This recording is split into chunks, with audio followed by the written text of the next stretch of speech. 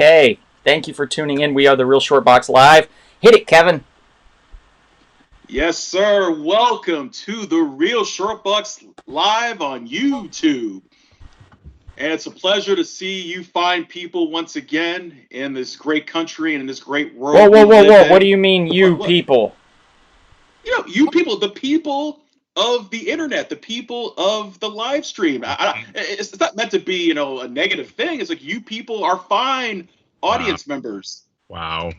Oh, come on. You taking it the wrong way? All three of you are Sorry, taking it the wrong everybody. way? I'm sorry. I'm getting on my phone. Oh, come on, guys. Get my phone. I apologize in No, advance. don't do it, Julio.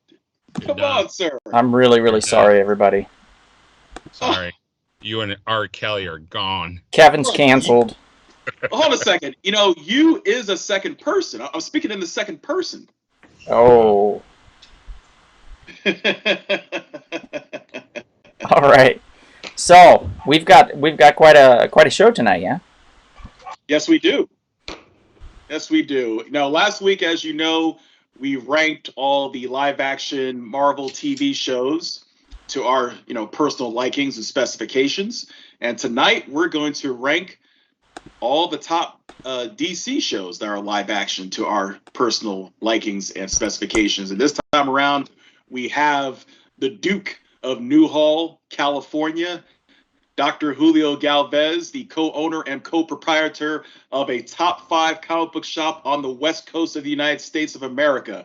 We Can Be Heroes in Chatsworth, California. Welcome, sir.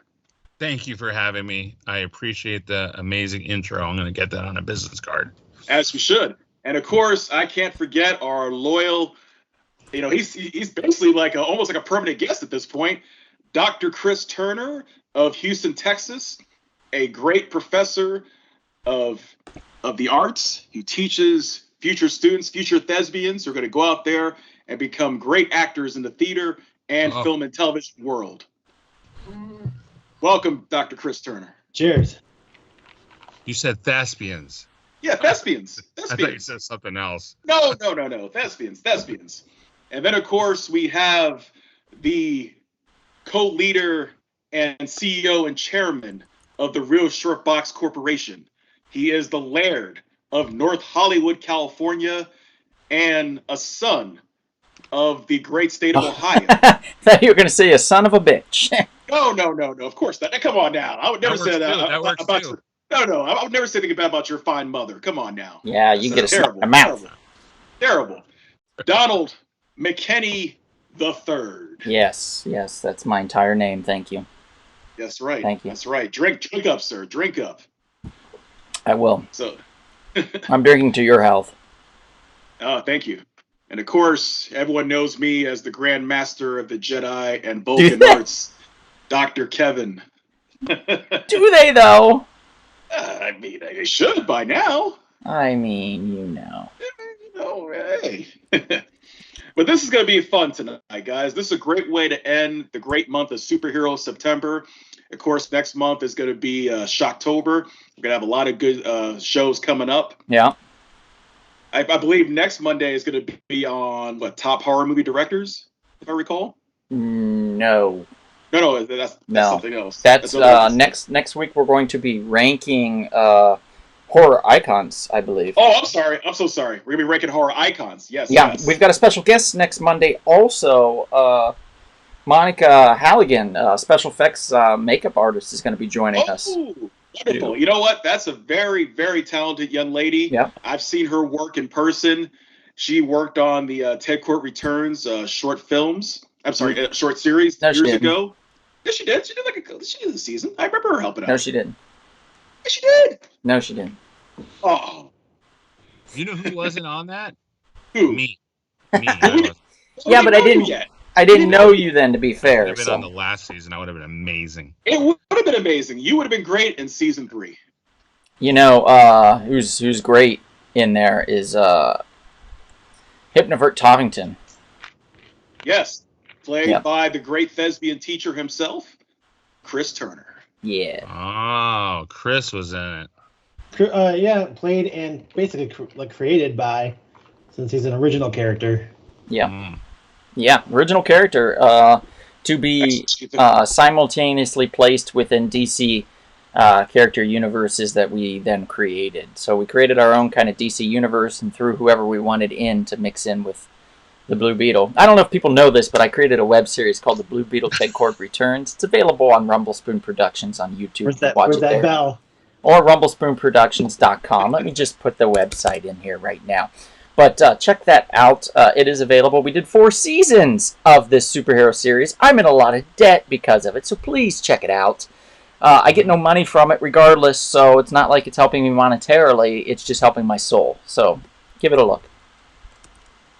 Yeah, please support it. Give it a shot. You will enjoy it. 3 full seasons. 4. Boom. I'm sorry, 4 seasons. That's right, 4 seasons. Full of Yep. 4 seasons. 4 seasons, you drunk bastard. Oh, I know. Let me have more of this vodka, sir.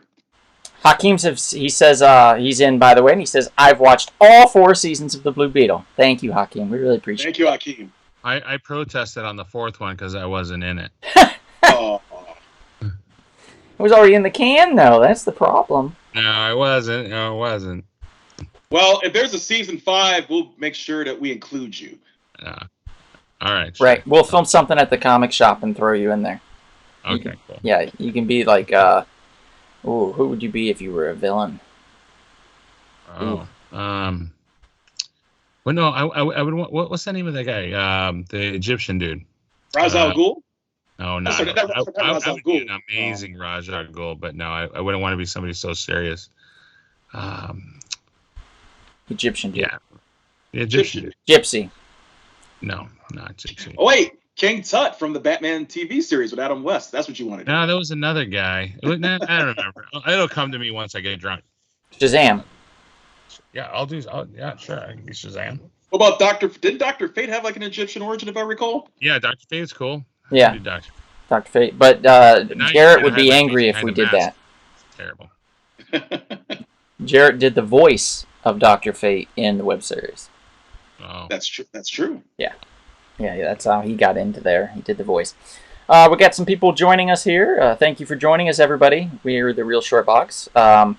This is our ranking DC television episode. Obviously, I mean, it's on the screen, but now you know, in case you missed it. And we're going to be ranking some of the best DC television from number 20 to number 1. So we're going to start with number 20 being the worst, of course, and number 1 being the best. A lot of surprises in here. We were very meticulous with the list, so we hope that you guys all enjoy it. And if you don't, well, I really don't know what to say. I'm sorry. Sorry for. Hey, does everybody got the info for the live feed? Yes, I'm sending it out right now. I did post it All right. on social media, and I also tagged, I think, everybody. So it should be actually on your page now. Oh, okay, cool. Possibly. Maybe. Could be. I don't know. I tried. It's perfectly all right. There we go. Okay. So, before we get started, I just want to mention a few things here. We do have a couple sponsors. A couple really great sponsors. One of them is Half's Hot Sauce. Kevin, go ahead and tell them a little bit about Half's Hot Sauce. Half's Hot Sauce. Yes. Now, if I recall, that's the one that's based in the state of, is it Michigan? Jesus Christ. Have you been on any of these podcast episodes? I'm sorry, I get these confused. I'm so sorry. God I'm getting damn. confused. Michigan, Ohio. Oh. It's Ohio. Oh my God.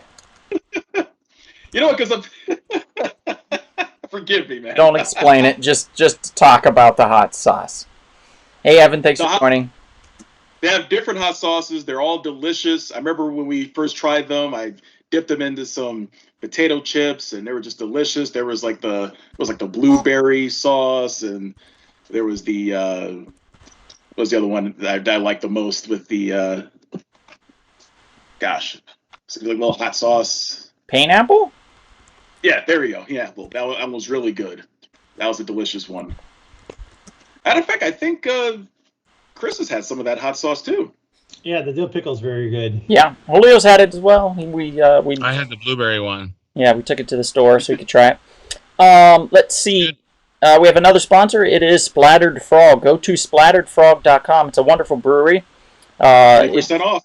Yep, for 20% off coupon short box. Put that in the website. They have pint glasses. They have T-shirts. These wonderful hats that Kevin and I usually wear during the podcast. Some great ones. If you notice, I got a really cool pin with Archimedes from Sword and Stone on my hat this time. So I like the trucker hat because it has the ability you can put pins in it. I think it's really cool. It makes it very easy and comfortable. So I like these hats a lot and highly recommend them. You get one for about $20. That's including shipping. If you put in the coupon code SHORTBOX on the website splatteredfrog.com. So check them out. Great microbrew based out of Texas. Wonderful, wonderful stuff. Evan says that's a good one. Pineapple hot sauce called Painapple. Yes, it is actually called Painapple. It's really good. It's really good. It is Maria's favorite, I think, or one of her favorites, and it's certainly a favorite, a bestseller for them on the site as well. So highly recommend it. One more thing is Julio is joining us. He owns a shop in Chatsworth, California, for those that are not aware. It is We Can Be Heroes, and it is a wonderful shop. They do claim sales. Now, they do claim sales every Wednesday, and then I think they do one called Wheel of Slab on Fridays now. Tell us really quickly about those. Well, the one on Wednesday is called Two Guys, One Box. It's basically we sell a short box of books, a couple of extras, and the new books for the week. And if you spend $100 during the claim sale, you automatically get entered into Friday's show, where we have a wheel where you can win a free slab. And during that show, that's called Wheel Slab on Friday, you get the opportunity to win another slab if you participate in the claim sale. We're all about giving stuff away. Yeah. We're good people there at the We Can Be Heroes. You're a loving comic book shop. Yeah, we love giving stuff away. Yeah. It's crazy. Yep, and you let people park there for like all day? 22 hours. Yeah, I saw that. I came by and I was like, fucking Donald. You let people commandeer other parking We spots. couldn't get in the gate in the back, so we had to park there. That was our No, it's option. all good. Totally all good. It's all Hey, good. Scorch, thanks for joining. Sorry we missed you last week, buddy. Tell Janet now that she's not on this week. Jeez, God. You get to take turns? She has things going on. All right, so let's get started, I guess. We're going to get started with this. We're going to start ranking with... let me pull it up here, because this one I said that I would talk about, because I'm going to take one for the team here. Because it's a horrible... This is number 20 on the list. This is the worst DC television series, I think... of all time, possibly. Possibly of all time that's ever existed. And some people might get offended. I really don't care. It's that bad. And that is Batwoman. Oh, boy. My Lord in heaven. So good.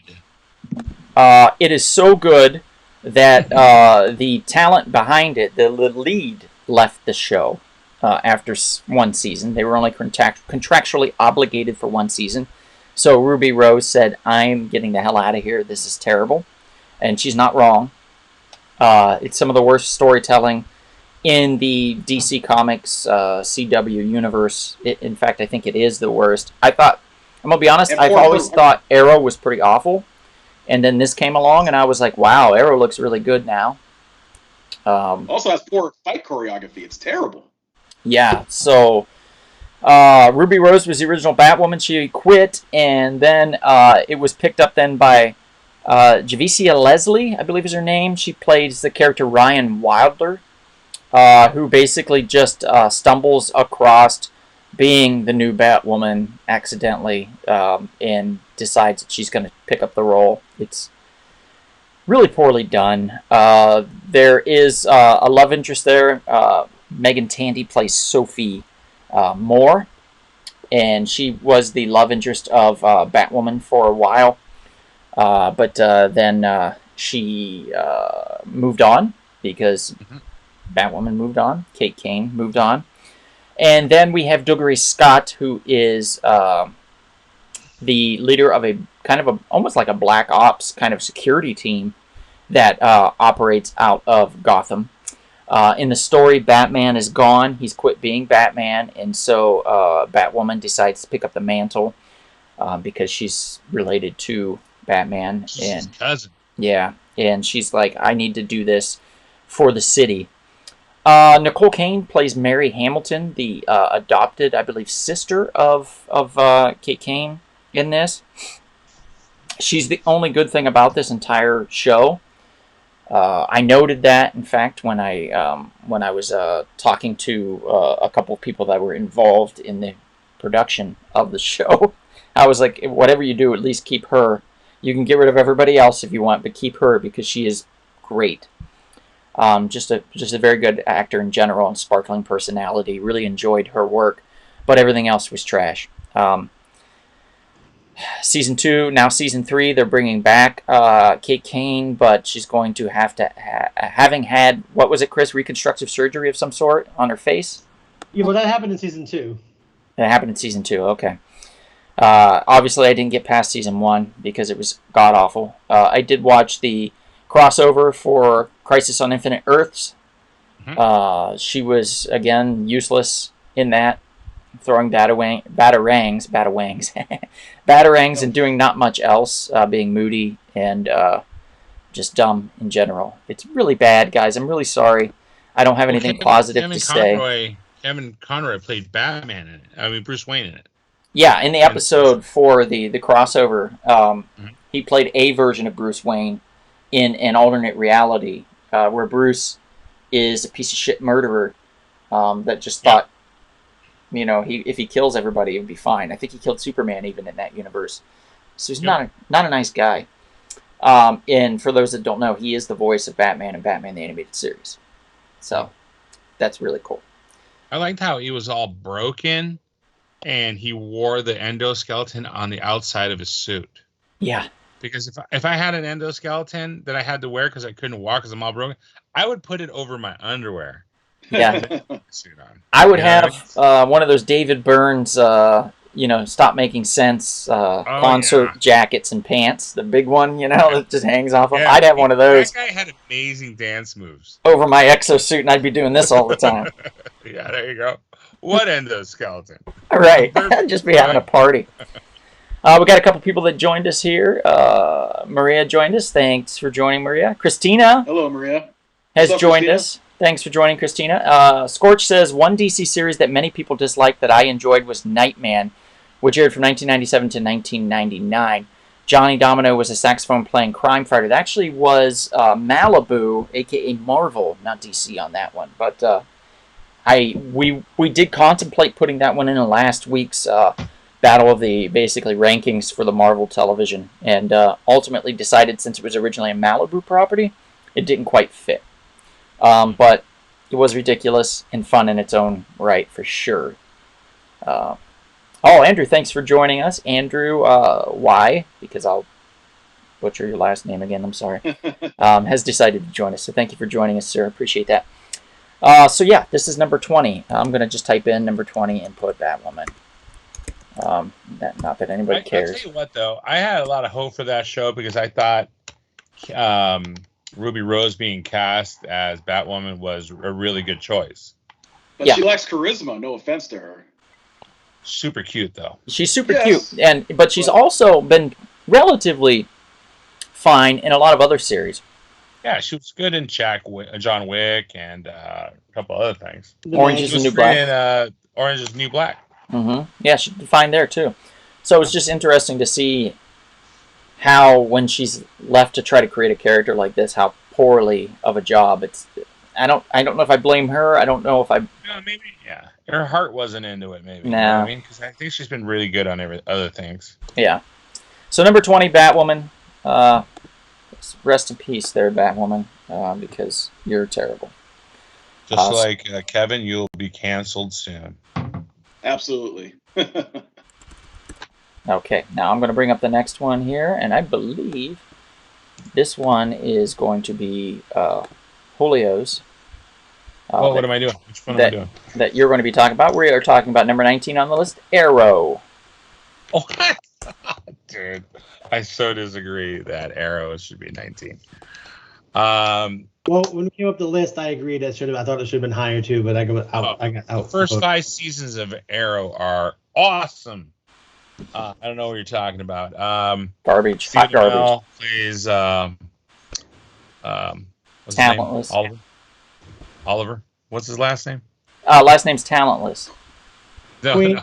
You know, Oliver Queen. Oliver Queen, yeah. Oliver Queen is talentless. Talentless. No, Okay, Well, he is in this series, buddy. Have you can't watched see it? Anybody play. I know that they've been talking about making a Green Arrow movie, and they're having the guy from Sons of Anarchy play him. Fine.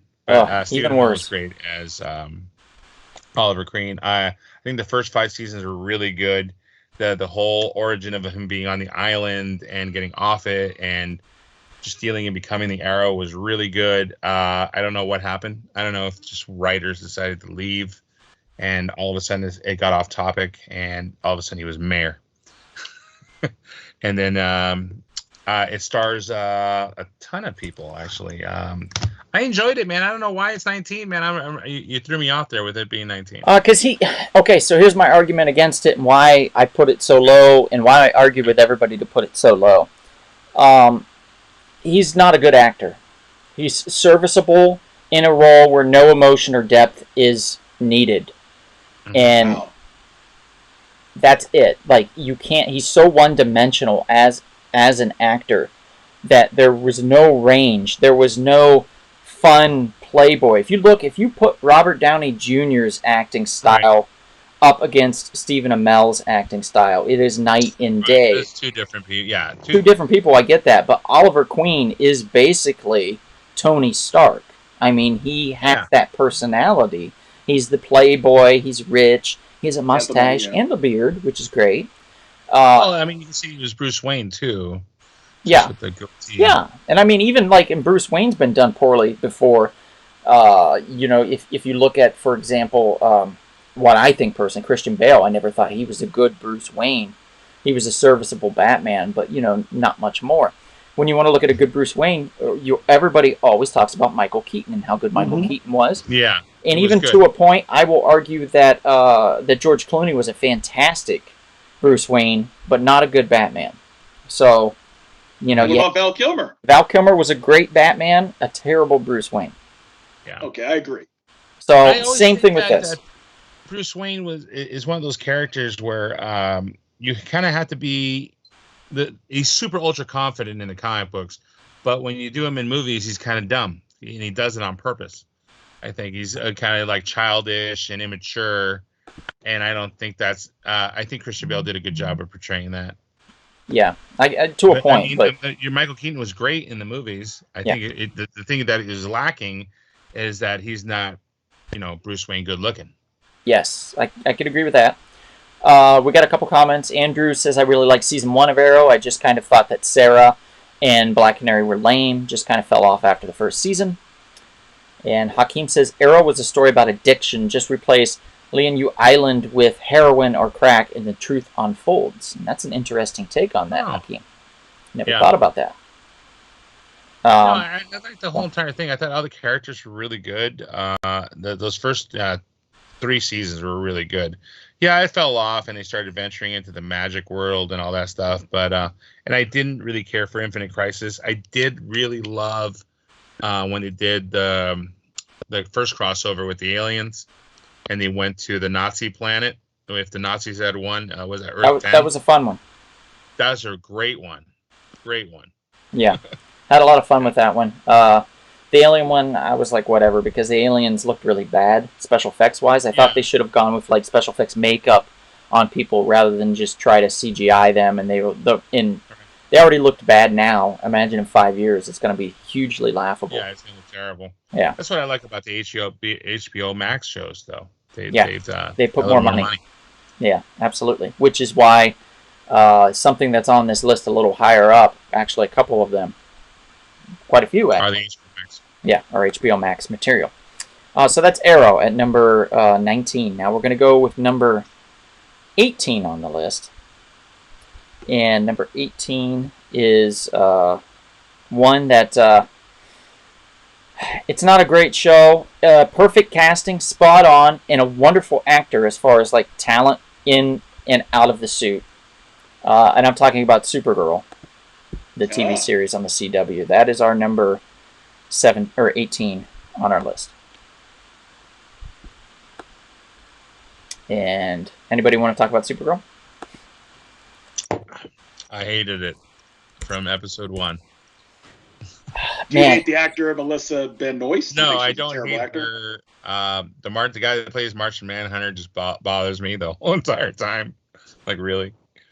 He's not a good actor by any means. No, so far. And Supergirl introduced us to Lex Luthor, played by John Cryer, who was, I think, No, he's good. Yeah, I like him. He's all right. He's better than Jesse Eisenberg. Yeah, oh yeah, definitely better. He makes it his own, which is nice. Purpose and Chai, thank you for joining us. Juice says, I think it could be a better show if they got the guy who plays Blue Beetle. Yes, I agree. It could have been a better show. That's a good point. On Arrow, for sure. Yeah. Scorch says, Supergirl is another series that should not have gone past 3 seasons. No. I think that the girl that plays Supergirl is very likable. What was her name, Kevin? That translates really well to people. So they kind of like watch the show. Oh, hello, Sammy. Thanks for joining. Hey, Sammy. About time, jeez. Yeah, Supergirl. So we can all agree that the guy that played Martian Manhunter is terrible. The guy that plays Brainiac is silly. Oh, yeah. I don't even know who the other girl off to the right in the blue is because I stopped watching it after a couple episodes in season 1. It's like her sister, right? Maybe. No, that's not her sister. Her sister's the other one, the other superhero or something she becomes eventually, or some nonsense. I don't know. Everybody needs to be a superhero in Supergirl, apparently, in order for the series to survive. All CWs do that. All CW shows do that. Eventually, the best friend becomes a superhero. Yep. Yeah, that's true. That's true. That happens in The Flash as well, which is a little higher up on this list, I must say. Supergirl, we love the idea. It was a CBS show originally for 1 season. CBS said, this isn't pulling in the ratings that we wanted. They decided to cancel it. CW picked it up and said, we are going to run with this. We love the idea. They picked it up with a significantly lower budget and kept running with it. And the first episode, I believe, had the first appearance in season 2 of Clark Kent, aka Superman, in it, I believe. Oh. Because season 1, they really kind of trying to separate her from Superman. And then in season 2, they were like, no, we need Superman for the show to survive. So he kept making appearances, which is great. Season 2, yeah. Superman was definitely a good idea, and Tyler Hoechlin can never pronounce his name. I'm sorry. The guy that plays Clark Kent, aka Superman, in this, he actually, I really warmed up to him. I didn't like him at first, but I think he's a pretty talented dude as far as his acting capabilities, and he really does pull off an excellent Clark Kent, and that's the most important part. Anybody can do Superman, but it's Clark Kent. That's the important key to acting in a Superman role. And he does pull it off, so I'm very happy for that. And that's kind of what saves this series in a lot of ways, is their relationship and her relationship to Krypton and her planet and stuff, and how that relates to the people on Earth and how they kind of work together. So it ends up being a better show than it originally was, but not good enough to get it above anything else. That's why it's placed at 18. It's just not a great show, and one that's easily forgettable and makes me sleepy. I don't know. I just get sleepy when I watch it. Let's see. I get what you're saying about him being a. At first, I didn't like the Superman character on that show. He doesn't look like a traditional Superman that you get. They kind of base it on Christopher Reeves' character from since the Superman movie, and he doesn't look like anything like Dean Cain either. No, not at all. Which Dean Cain took a moment for me to warm up to as well, because he didn't look anything like Christopher Reeves. Right. So, Sammy says, honestly, I still haven't watched Supergirl. Scorch says, eventually the hot dog vendor becomes a superhero. Sammy says, Legends of Tomorrow better be #1, Sammy. You're in for a disappointing time. I don't understand that either. I think that show is great. Purpose and Chai says, I haven't watched it either, to be honest. And Purpose and Chai, I don't blame you at all. This isn't a good show. You don't have to watch it. Just only for the crossover episodes. When they do those, then you have to watch it. Otherwise, number 18 can go to. I agree, because like the best episode of Supergirl, in my opinion, is an episode of Flash that Supergirl happens to be on, and it's the musical episode. Yeah. It wasn't even a Supergirl episode, and I think the reason I loved it most because she wasn't Supergirl. She was just being her non-Supergirl self, which I think is a much better character in that show. Yeah. Now we're going to move on to number 17 on our list. Number 17. It's not a bad show. It's just kind of a procedural. You know, it's like watching CSI, but with the devil. And we're talking about Lucifer. That was originally a Fox series that was canceled and then picked up by Netflix. And it's been running strong on Netflix. Very popular for Netflix. And never seen it. Who would like to talk about Lucifer? Anybody? No. I believe only you and Chris have seen that one. Okay. And I saw like a couple episodes of it, but then again, like I said, it's very procedural. Not a big procedural type show fan, so I really couldn't really get into it. I liked the actor. I think he was good. But yeah, it just wasn't. I mean, I haven't checked. I wanted to check out the later shows on Netflix to see if the value has changed at all, if it's changed a bit. That's a good point to try to compare. Oh, hi, Mom. Thanks for joining. Hi, Dad. And everybody say hi to my mom and dad. Hi, Mr. and Mrs. McKinney. Sorry I didn't say hello earlier, guys. I think you did say something earlier, and I skipped past it because I was doing something. Christina says, I love the first season of Lucifer. Sammy says, I love Lucifer. Why isn't it higher? And she says that's just because Christina says he is so charismatic. And we're talking about Lucifer Morningstar, the character of Lucifer Morningstar in the Lucifer series. Very charismatic actor. Wonderfully portrayed. A lot of fun. I just found the series itself to be, again, a little bit too procedural for me. And there's so many other shows on here with stuff that's a little more exciting to me personally. And Chris and I, having been the only two that watched it, we didn't get too many arguments against it being ranked so low. So it's at number 17 for us, and I know that would upset Sammy for sure because he's cute and moody. He's like an emo, broody devil dude, so I figured you'd be all over this show. But sorry, number 17 for us.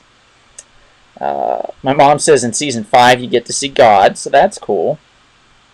Hakeem says God. Yeah, who plays God? Mom, do you know? Hakeem says, I enjoyed Lucifer a whole lot. I did not know it was a DC property until he showed up in one of the Crisis crossovers. It was very enjoyable for me, but it is very repetitive, and there we go. That's part of the problem as well. And procedurals, that's what I mean. There's a lot of repetitiveness and a lot of, have to get to here. And each episode is, but there's a murder that happens, and now I need Lucifer to help me solve it. He's going to say something witty and charming, and then he's going to use his devil powers to stare at them and get them to like reveal things, and then that's how they're going to solve these crimes. So it's Castle, but with the devil. 100%. And if you can find a way that it's not Castle with the devil, argue it with me. But otherwise, you know I'm right. The God is played by the Allstate guy. Oh, okay. Oh, the guy from 24, the president. Weird. Pedro Serrano from Yes. Major League. Right. Joe Boo's Rum. Yes, exactly. Dennis Haysbert, I believe. Dennis Haysbert, yeah. Yeah, I believe that is I his would name. buy insurance from him, and I would buy it if he was God. You know, he once claimed that because of him playing the president on 24, it made it much easier for Obama to become elected. Well, even before that, Deep Impact, the movie, came out in the late 90s, 98, with Morgan Freeman. He played the president. Yes, he did. I think because of the Penguin movie that he did, he could run for president. Yeah. March of the Penguins or whatever it was? Yes, March of the Penguins. March of the Penguins. Yeah. All right, so that is number 17, Lucifer. Number 16, it's going to be an interesting one for sure. And Chris, I think you have seen this more probably than I have. And that is the series of Gotham. Oh. So here's what I'll say about Gotham. Gotham has, Gotham, it's Batman without Batman. And, how do you manage to do Batman without Batman for 5 seasons? Because of Batman's rogue gallery of villains. That's how. And they really do go through almost the entire gallery of villains. They do bring Batman in at the end. They have the young teenager, basically, like the last episode, we kind of becomes a version of Batman. But, they have Donald Logue, who I love. I think he's a great actor, playing Harvey Bullock. Is the lead actor. And then Ben McKenzie, from the OC, playing very young Jim Gordon. And then, we have,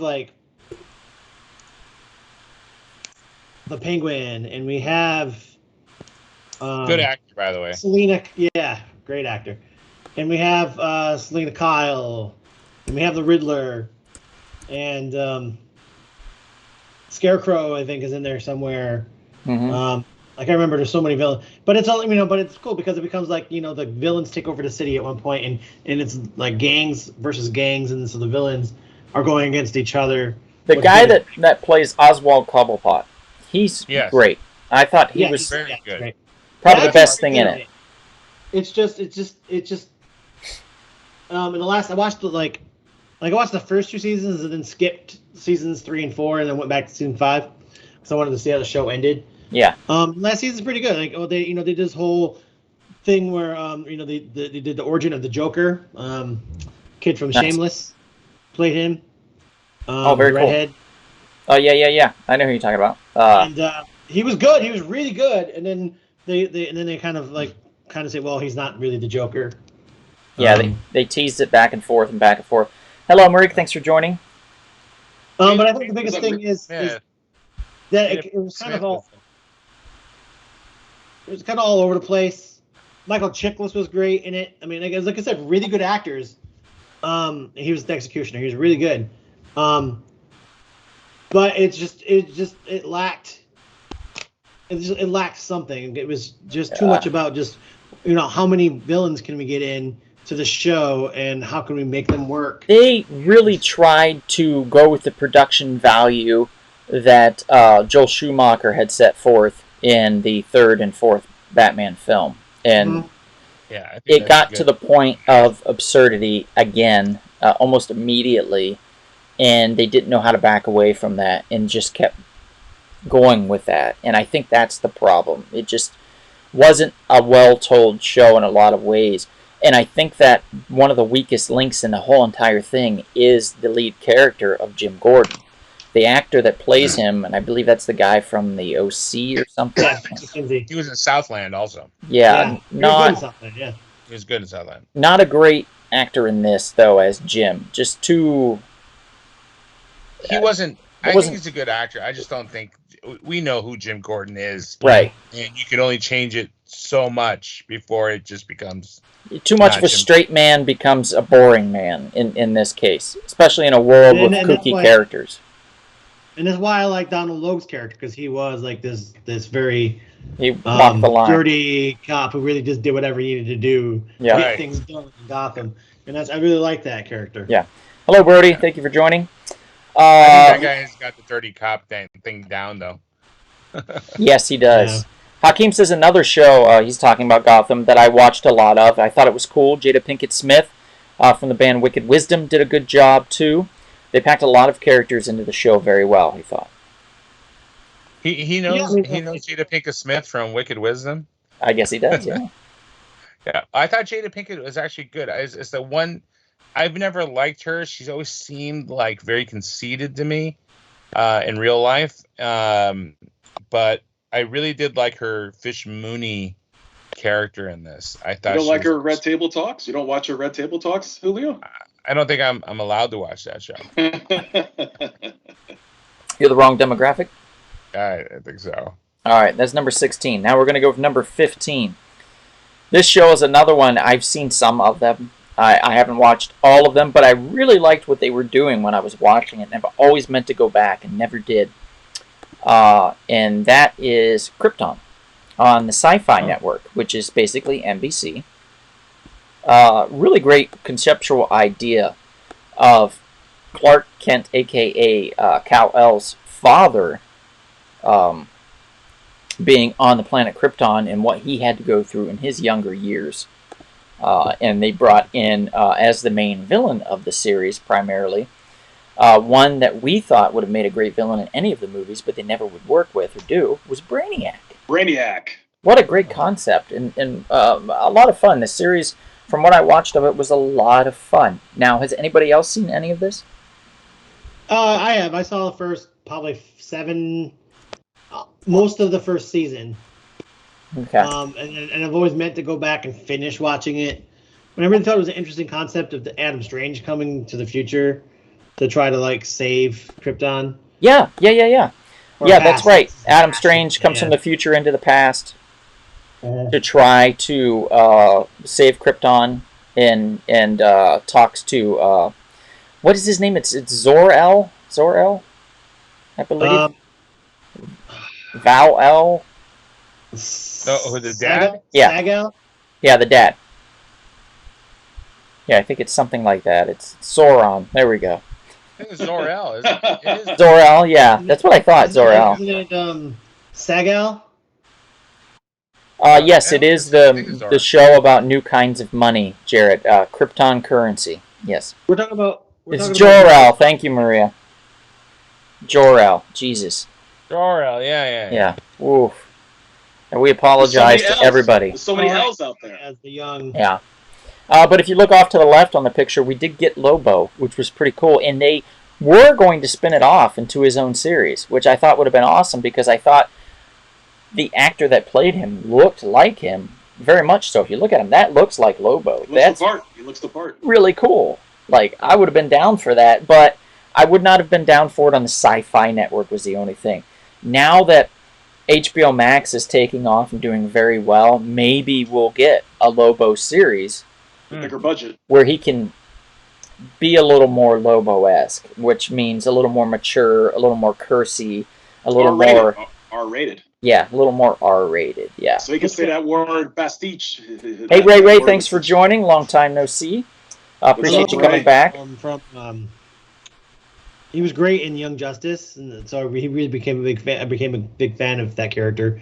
I didn't know much about him before that, so I was like, "Oh, this is a cool guy." So I looked into him more. He's a cool guy. I would love to see a show about him. Originally appeared in which comic book, Kevin? Omega Man 3. Omega Man number 3. There you go. I remember you made sure I picked up that book about almost 10 years ago. You said, Kevin, get this book, or else you're going to be sorry. And I'm glad I picked it up. I'm glad you picked it up, too. Ooh. Yeah, so Krypton number 15. Solid show. Deserved a little better, to be honest. So maybe at some point they can pick up and run with the idea a little more. And we'll see what happens. Did it come out after Man of Steel, the movie? Well, yeah, it came out. Yeah, it came out after Man of Steel because this was only a couple of years ago. Do you think it was based because of the fact that I think the Man of Steel movie I didn't really like. I did enjoy like the parts that were on Krypton with Russell Crowe. I really liked that. Oh, the opening! Yeah, that's some of the best. Russell Crowe as Jor-El, I thought was amazing. He did such a good job.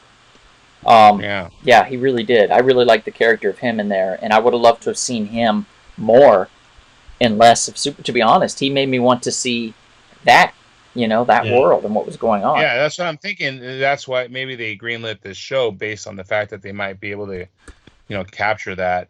Well, the show came out. The show came out right after Justice, like about a year after Justice League. There we go. Yeah, that wonderful flaming pile. Yeah, could have been worse, I guess. Could have been Superman versus Batman, Dawn of Justice. Or Batman versus Superman, or whatever that trash was. Oh. It was awful. Boy. Now we're going to number 14. Now, number 14, personally, I think is a lot of fun. And I know that there's going to be a lot of people in the chats here and on this feed that haven't seen it, and that's going to be viewing this after. Superman and Lois. This is a really good, strong... I would say it picks up a lot where Smallville takes off because it does take place primarily in Smallville. It's basically Superman and Lois decide to move home because his mother, Ma Kent, passes away. Oh. And the farm is being foreclosed upon, and he's trying to figure out how to save the family farm. So he moves back there and brings their 2 sons with Lois along with him, who helps him make all the decisions, brings them back. And one of the sons starts to develop some powers. And it becomes this trying to teach his son, like his father taught him, to control his powers in a far different studious type atmosphere than what was when he was a kid. So there's a lot of different dynamic here, and a lot of the same. We get to see that, father and son dynamic, and also what's great about this is Lois is just as strong of a character and is a big part of this series. So it's her and him together, and it's a lot of Lois and Clark that you see in some Superman, and more of a family drama with kids dealing with these powers, and a husband and wife trying to make sure that their kids are protected from outside interference. Chris, you've seen some of this? I have, and I really enjoy it. Like I said, I really like the fact that it's more of like a family drama than it is a superhero show. It is a superhero show, and I think the actions are well done, and some really interesting twists at the end of the first season. Mm-hmm. I really enjoy it. It's probably it's definitely better than where it's spun off from Supergirl, and definitely better than Supergirl in a lot of ways. And like it also, I think, has the best production value of any CW DC show. Yeah, pretty much. Most, yeah, for sure. It's really, really solid stuff. And one I highly recommend. I think it's very good. It's just a lot of fun overall. It's a good family drama with some superhero action mixed in. I think a lot of people would enjoy it.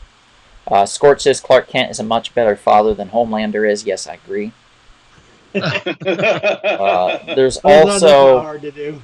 There's no milking in this except for with dairy cows, Scorch. So this is definitely different than Homelander's character. Yeah. And those that know. Yep. We're going to go to number 13. Now this one's off everybody's radar. I don't think anybody's going to remember this one. And those that do are going to go, oh yeah, that was actually pretty good. And for those that don't know what this is a little old series called Human Target. Came out around 2010, 2011 on Fox. Mm-hmm. I thought it was a lot of fun.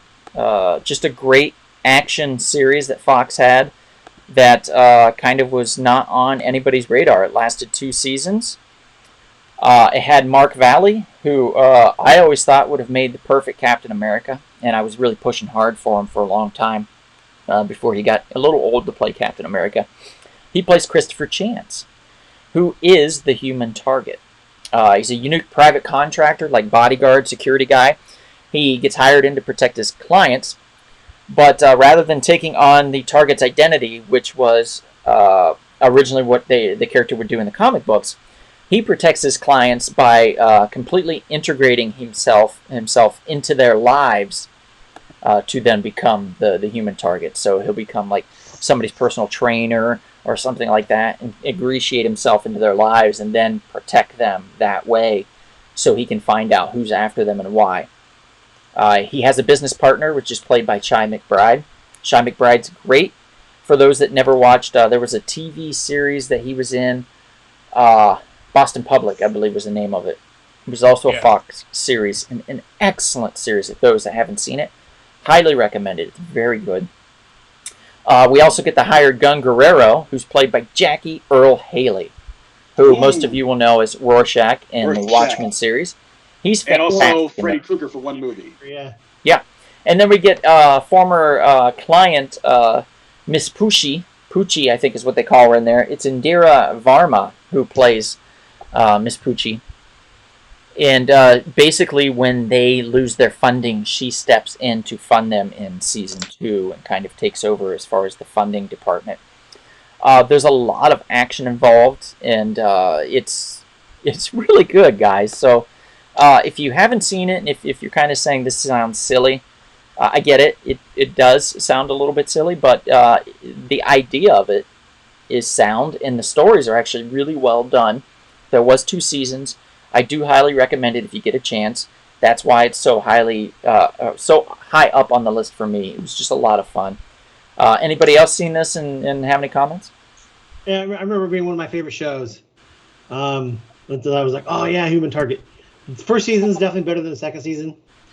But I remember, yeah, I was always like, I didn't know at the time that it was a comic book show, or like that was based on a comic book or anything like that.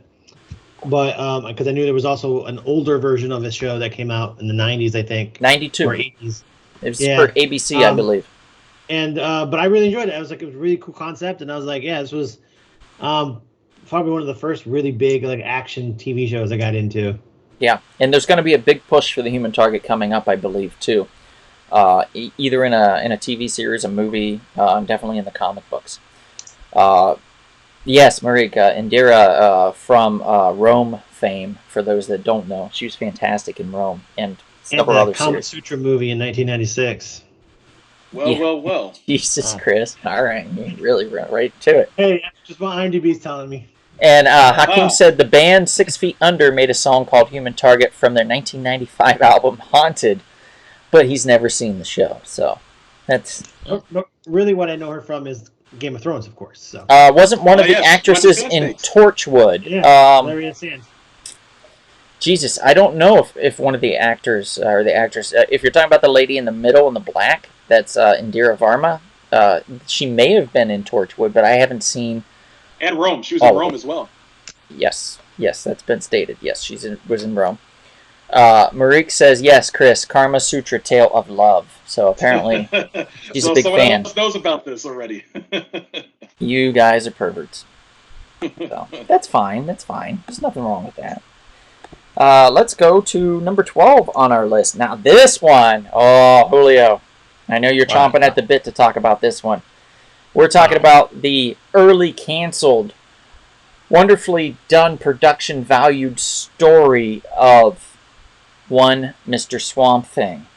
What a bummer. That show was it was good. That was actually, it had everything. It had money behind it. It looked amazing. The cast was great. Jennifer Beals from Flashdance was in it. Wow. So basically, it follows the story of what's the doctor's name? Well, Abby Crane goes down to the swamps in Louisiana to investigate some virus that's going on in the swamps. And Dr. is Holland, right? Yeah, Alec Holland. Yeah. They have a weird relationship, and like they don't always see eye to eye. But like he goes missing and presumably dies. She goes to investigate it, and guess what? He becomes a Swamp Thing, and he's a creature out in the swamp. I loved the book as a kid. It was one of the first comic books I picked up, just because it was called Swamp Thing, and when you're like 12, you're like, Swamp Thing, of course, I'm picking this up. It was the budget was amazing on it. The actors were great. They were gonna have the Blue Devil on it, who was played by Ian Ziering. Yeah. From that was like the greatest thing ever, right there. And it just didn't happen. It did one season. Derek Mears, who played Jason in the remake of Friday the 13th, which wasn't a bad movie either, was the Swamp Thing. Very nice guy. I had the pleasure of meeting him. He was a very nice guy, and it's just a bummer that that show had everything. It was produced by the guy who did the Fast and the Furious movies. Oh wow! And yeah, it's a bummer that it's not going to happen. I don't even think they finished it. No, it was supposed to be 13 episodes. They cut it short by 3, and they had to wrap it up in 10. Just a bummer. I don't even know why. There was probably some weird studio stuff going on with it, but it was great. Virginia Madsen. From what I heard, it was wildly over budget. From what I heard, was a big problem, and also there were some disagreements with the producers and the studio, which probably had to do with the budget. So, budgetary restraints cost them a lot on this one. I think. And this show was supposed to have everything. Justice League Dark was supposed to spawn out of it. You know, and that's a bummer because all those characters are like, I'm telling you, this was originally a DC Entertainment series, universe, if I recall. DC Universe. Yeah, DC Universe, yeah. Yeah, And that was their streaming platform before they did. They had HBO Go, and then they built HBO Max, and basically DC and HBO kind of merged into that HBO Max, and that's where it resides currently. And they even put it on the CW. They did, thinking that if people watched it, they might be able to relaunch it again. Yep. Definitely worth checking out just because of the fact you can see what they can do on a TV level with a shitload of money. It was really well done. The stories were good. The way it looked, the actors cast was great. Yeah, I love the way Swamp Thing looked in that. That was great. Yeah, he looked old school too. Like he did not look too different from the movie version, because the movie version, which weren't like super popular, especially that second one was terrible. He looked good. You know, he looked a lot like it and just bigger because that Mears guy is just humongous.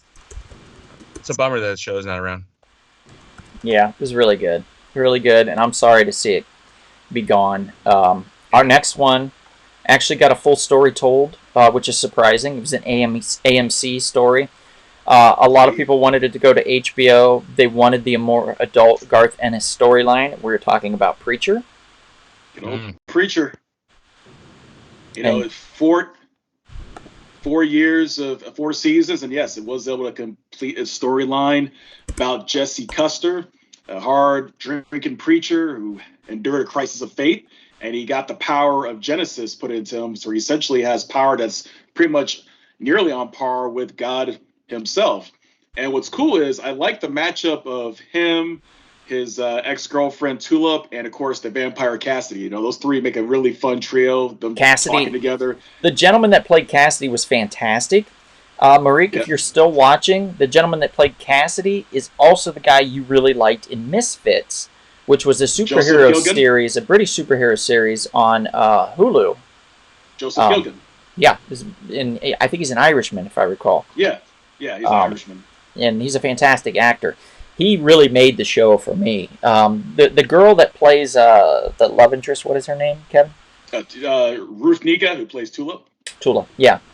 I thought she was really good. I think the weakest link was Jesse Custer himself, the preacher. Yeah, I think he was the weakest part of the entire series.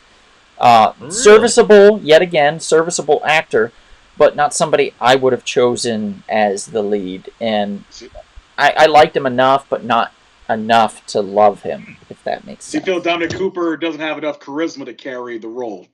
No. You guys ever see a movie he did called Devil's Double, where he plays like Saddam Hussein's son's twin? No. Or like a double? Fantastic. And when I heard that he was cast in this, it was actually one of the things that made me want to watch it, but I just never got around to it.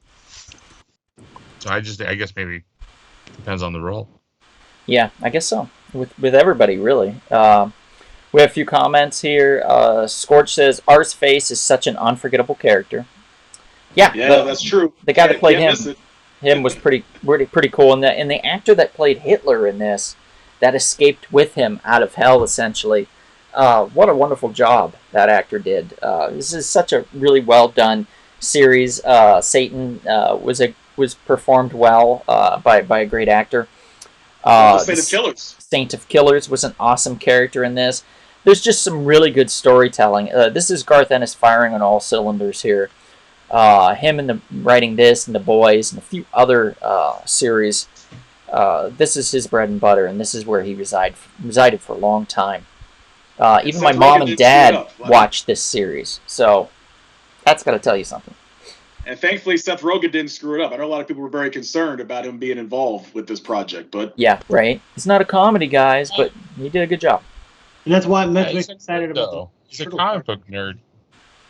Yeah, which is good. Yeah. So that's number 11. Let's move on to number 10. Now, number 10 is, I believe, Kevin, you wanted, or no, it wasn't Kevin. Chris, I believe you wanted to talk about this one, if I'm correct. I could be wrong, but this one is an outside-the-box series as well. This is iZombie. Well, iZombie, great show. I loved iZombie. Again, I knew it was comic book. I did not know it was a DC comic book until we had our conversation last week. That was great. Rose MacGyver was really good. We're not talking about the series MacGyver, Chris. We're talking about iZombie. No, Rose MacIver. Oh, okay. Who plays Olivia Moore, the main character. She's good. But like the villain, anti-villain of it, Blaine, David Anders, who plays Blaine, he's great. He's what makes the show great. He plays like the other zombie that gets made at the beginning of the show and kind of becomes her foil, and there's some love stuff there, and it's really cool. And it's just really funny, like really cool. Her love interest is named Major, and he has a dog named Minor, and I think that was really funny. And it's a really good cast, and got to tell a complete story, and it was really, really fun, and it's a different take on zombies we don't really see very much, and it's really cool how they were able to making how does a zombie fight crime. So I thought that was really fun and interesting, and it never really got as somebody who likes those types of romantic comedy type stuff. It's very romantic comedy style, but also had some really good action and some really good horror storytelling, and it gets post-apocalyptic at the end because it's zombies and stuff like that. And yeah, just a lot of fun. And it's probably one of the better shows in my opinion on CW's put on. Yeah, I agree. It was one of those that I watched the first season, I thoroughly enjoyed it, and then I just never went back to it because there was so much other television on. Yeah. But I feel like this is a binge-worthy television show. And at number 10, it's strong. The storytelling is strong. The acting is fantastic. It's a good series. From, like I said, David Anders and Robert Knepper is amazing in it. The guy from Prison Break plays Teabag. Yeah. Prison Break. He's great. He's great in everything he's in, but he really makes it pop. I actually had a roommate that momentarily had a small tryst with him. That was interesting. Interesting. Yeah. I'll have to tell you that guys that story some other time. I can't do it live on the air though, but I'll tell you the story sometime. Let's see here. Hakeem always got hungry when she was eating brains because it reminded him of scrambled eggs and shrimp. Okay. Whatever floats your boat, buddy. Yeah, but that's number 10, iZombie. A lot of fun. Marie commented that this was great because a lot of these series she didn't know they were DC properties. So yeah, kind of getting to know your DC world a little bit more and how varied it actually is always going to, I think, surprise people because there are and still are a few surprises on this list coming that I'm happy to share with you guys. Definitely think that you guys will like it, and hopefully...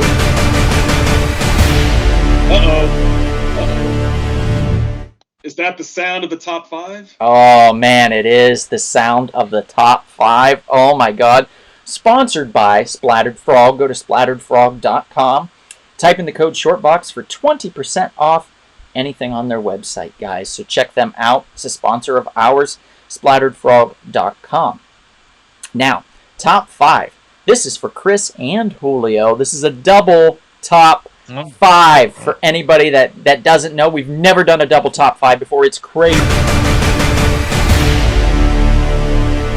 Double top 5. Okay, right. We're going to start with Chris here. Your top 5 DC comic characters. I'm not going to put them in order. I'm just going to do That's fine. Random order.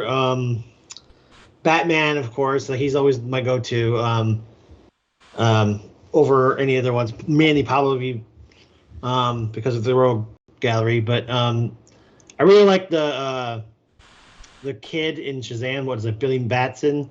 Billy Batson. Yeah. I really like him. I don't know why. I don't know.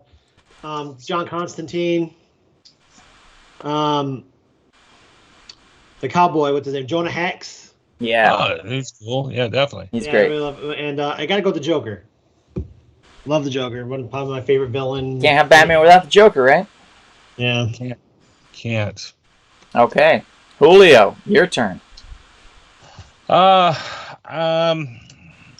Putting him in order would be hard, but if I had an order, it would go starting with number 5. It would be, you're a big fan of him, Donald. Also, Detective Chimp. Yes. Don't think he's used enough, but he is a member of the Justice League Dark. What can I say? It's a chimp solving crimes and getting involved in crazy stuff. Followed by number 4 is Zatanna. It has a lot to do with the outfit and the fact that she talks backwards. It's kind of hot. Yeah. Constantine. What can I say? Just awesome. I'm a big Sting fan. He was originally supposed to be based on Sting, the musician from the Police. The smartest Robin of them all, Tim Drake. Yes. I mean, I'm a big Dick Grayson fan, but when it comes to Tim Drake, he's definitely super smart. I'm looking forward to see what they do on Titans with him. I always knew you were a big fan of Dick. Nothing? Oh. And then definitely the one to do on Titans is completely different. And number 1, Batman, of course. Yes, number 1, of course, Batman. No way around it. So you like women that can speak backwards. Yeah. So you like women with brain damage? Yes. Okay. Just making sure we're clear on that. Okay. That dress up in little fishnets and tuxedos. Yeah, that's hot. I'm going to the office now. And then they say it in reverse. And then you're like, yeah. I'm in. I'm in. Yep. And if you fall in love with them, you can give them a desert rose. It's true. Sting reference for those that don't know. Yeah, that's right. High five and pat on the back. There we go. Okay. All right. So your guys' top 5. Thank you. That was your top 5.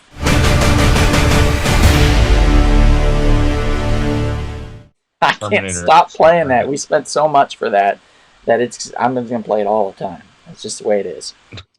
So that was we had just covered if I recall, number 10. So we're gonna move on to number 9, and I think this one's a big one for a lot of people because this really showed that the CW can do DC television well. And when they brought in John Wesley Shipp, the original character to play the 1990 series Flash, as his father and then later as his kind of mentor, I just cried like a baby. Didn't you? You cried, didn't you? I'm not afraid to admit it, Kevin. Come on. Yes, tears. I love that character and that show when I was a kid. And to see him come back to life like that in the series was fantastic. Fantastic. We're talking about The Flash, of course. Real men do cry. Yep. Absolutely. All right. So, yes, Mom, I know. I'm sorry. We're talking about The Flash here. This is the second, if I recall, CW series. This basically, Barry Allen premiered in the CW series Arrow, and was spawned out of that into his own spin-off of Flash. And very successful series. I think it's on for 7 seasons now? 8 now. 8 now, okay. It's on for a lot. Always great in the crossovers. We got introduced to a lot of fun characters. Killer Frost, Cisco, a.k.a. Vibe, which I didn't think would work, but somehow worked, surprisingly. We got introduced to the Turtle, if I recall, which is one that I'll never forget. King Shark. King Shark was in there, Gorilla Grodd. We had Captain Cold, which had the weird voice that I didn't care for when he talked. But otherwise, he was fine. And then my personal favorite villain in the whole entire thing that ended up being one of my favorite heroes, Heatwave. Talk about just a joy. Dominic Parcells takes that character and runs with it. He takes it and runs with it. And really shows you the depth of that character. And I love that character so much now. I bought the first appearance because of the CW series. And that's not something I normally do. So it was very well done. I did the same, Donald. I fell in love with him from the show. There we go. My mom says, like The Flash. Scorch says, King Shark on the Flash TV series is positively terrifying to me. He's 15 feet tall, and the scene where he chases the Flash in the ocean gave me nightmares. Wow. Faiza says, please subscribe and like my channel. Faiza, please subscribe and like my channel, too. Hakeem says, I also watched a whole lot of The Flash. Quite enjoyable. The lead actor was very likable. Marique says, Cisco, like thong. Not quite, but close. Hakeem says, I worked with Dominic Purcell as a trainer in Encino, California. That's right. Really? I remember that. Wow. Do you have any tidbits about him? I would love to know. Is he a nice guy, or is he a butthole? Just tell me. Just pull the scab off. Let me know. I think he worked with him right after Blade 3 came out, around that time. But if you don't want to burn a bridge, you can tell me later. What's that, Julio? He was the main baddie in Blade. Yeah. He played Drake. Yeah. Drake, basically the Dracula vampire. Oh, he says he's very cool. Thank you, Hakeem. Oh man. And then he went on the Prison Break. Prison Break. Yeah. Yeah. His relationship with Captain Cold, which is Wentworth Miller, on another show, was great. Their relationship was really good because they were both on Prison Break, and then they both got cast as Heatwave and Captain Cold, which was really good. Sammy saw him in a movie theater once. Did you get his autograph, Sammy? Did you kiss him? Did you tell him you loved him? My favorite King Shark episode, go back to King Shark, was the one where King Shark and Gorilla Grodd fought each other. That was pretty awesome. Yeah. Oh, wow. Great. You know, there was a lot of people that were arguing that the design for King Shark in the Flash series was better than it was in the Suicide Squad, which... Maybe the character's not as good. I don't think it's true. Maybe. No, they had I agree. I liked the character that they had in the show, but to make it, fit with Suicide Squad, he was kind of half man. He can walk down the street and not like tear a building in half by walking through it. I have a mustache. Yeah, so good. Oh man, I know that's one of Maria's favorite characters. She's currently trying to buy comic books with him on the cover. So Julio, if you come across some, set them aside. Anything for Maria. All right. Scorch says, I like Dominic Purcell's character in Straw Dogs, a scene where he accidentally kills the cheerleaders reminiscent of Lenny from Of Mice and Men. Oh, okay. Never seen that. Spoilers! Come on. Who's watching that? I'm not going to watch that. Okay, so that's number 9. That's The Flash. Everybody enjoys The Flash primarily. It's a harmless show. It's fun to turn on. It's not something you turn into every week, though. I don't think. But when it comes on, you don't turn it off. You'll be like, oh, I'll watch that. You know who makes it enjoyable is Tom Cavanaugh, who plays the Dr. Harrison Wells.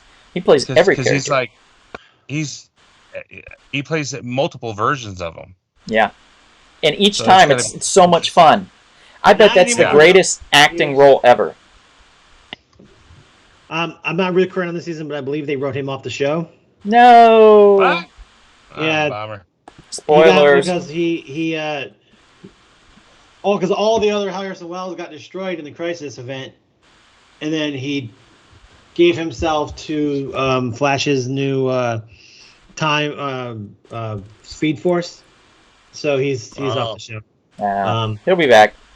But my favorite character on the show is actually Iris's dad. I can't remember his name, but I thought that actor is fantastic. Joe West. Yeah, I think he's fantastic. Well, he's originally Jesse from L. Martin. Yeah, and he's originally from Rent. Law and Order. Yeah. Yeah. Fantastic actor. I agree, Chris. I got emotional watching an episode of The Flash because of his performance, and that's weird. You know what I mean? Like, The Flash is one of the best acted superhero shows as far as talent. There is so much talent packed into that series. It's really well done, and I recommend people giving it a check. Like, check it out at least. Giving it a look-see. Moving on to number 8. That plays Iris is good too. Yes, absolutely.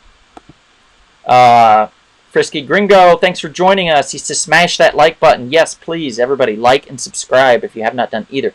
Definitely like. We need more likes. It brings us up in the metrics, in the algorithm, so people can check us out and find us. So that's important for us because we've been doing this a long time, and I'm not getting any younger, and I'm not getting any better looking. Although, don't say that. Don't say that. I was going to say Kevin says it all the time. I'm getting better looking, but I don't believe it. Number 8 in our countdown, we're talking about, Julio, one of your favorites. We're talking about Titans. Oh, I love Titans. Really? 8? Number 8. Really? Yeah. Oh, I did not want to give the show a chance at all because the trailer was so bad. It basically had the guy who plays Nightwing, I don't know his name, basically says in the trailer, "Fuck Batman." I'm like, what? And it was stupid. I thought it was stupid. It took me a while, and I finally got around to watching it, and I was hooked from probably the second episode. I was hooked. I thought everybody was good. It took a while to get used to the whole entire thing. Like Starfire wasn't traditional. Then I kind of like in the comic book at all, but like as you keep watching it, they change these characters, slightly and some a lot, but it works for the show. And the guy who plays Nightwing is perfect. Donna Troy's in it. I even like the Beast Kid. Was the Beast Kid? Beast Boy? Yeah, Beast Boy. He's a likable character, and it's basically Bruce Wayne. The Titans are around. He reforms the Titans. I think they were around before, and then he kind of puts them back together because the Nightwing character he needed something, and he put them back together because he had a bad relationship with Bruce. Bruce, you kind of start finding out that he is basically a predator. He needs the Robin character, and basically to get these kids involved in this pursuit of trying to save Gotham, which basically comes out to being kind of dumb. He could have just been a hero, but his obsessions with trying to do everything in Gotham, saving it. It's a very complex show, and it's very well done. The characters like that you wouldn't think you would care for, you do. Yeah. Except for Starfire. Good. Starfire, I couldn't get past the costume to care about the character. I was very.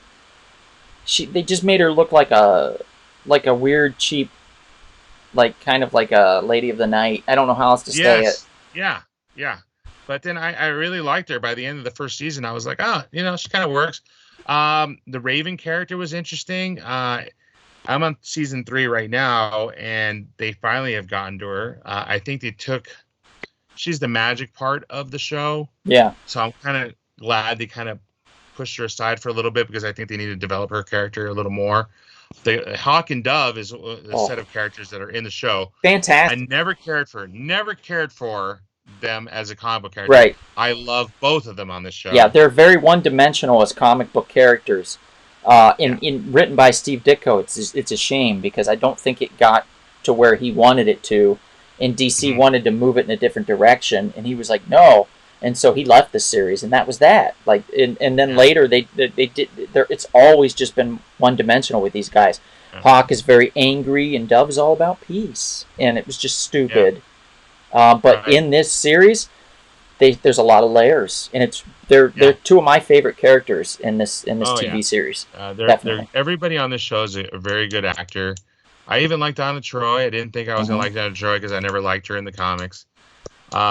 But Hawk and Dove, man, Dove, that lady that plays Dove is one of the most beautiful things I've ever seen. Friday Night Lights. If you haven't seen that series, 5 seasons of her, and that is wonderful. Highly recommended. Wow.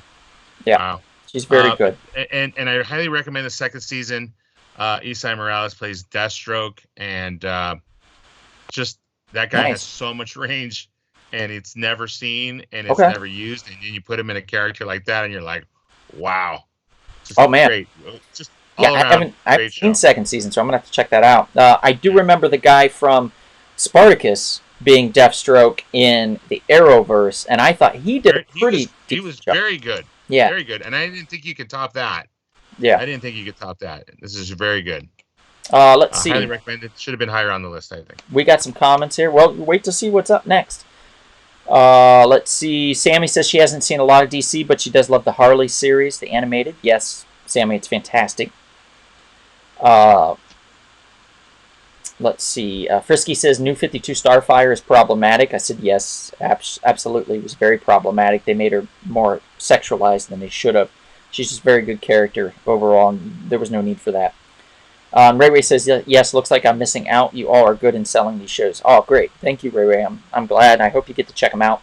Titans, it really is a lot of fun. I didn't know if I'd enjoy it, but I actually have been enjoying it.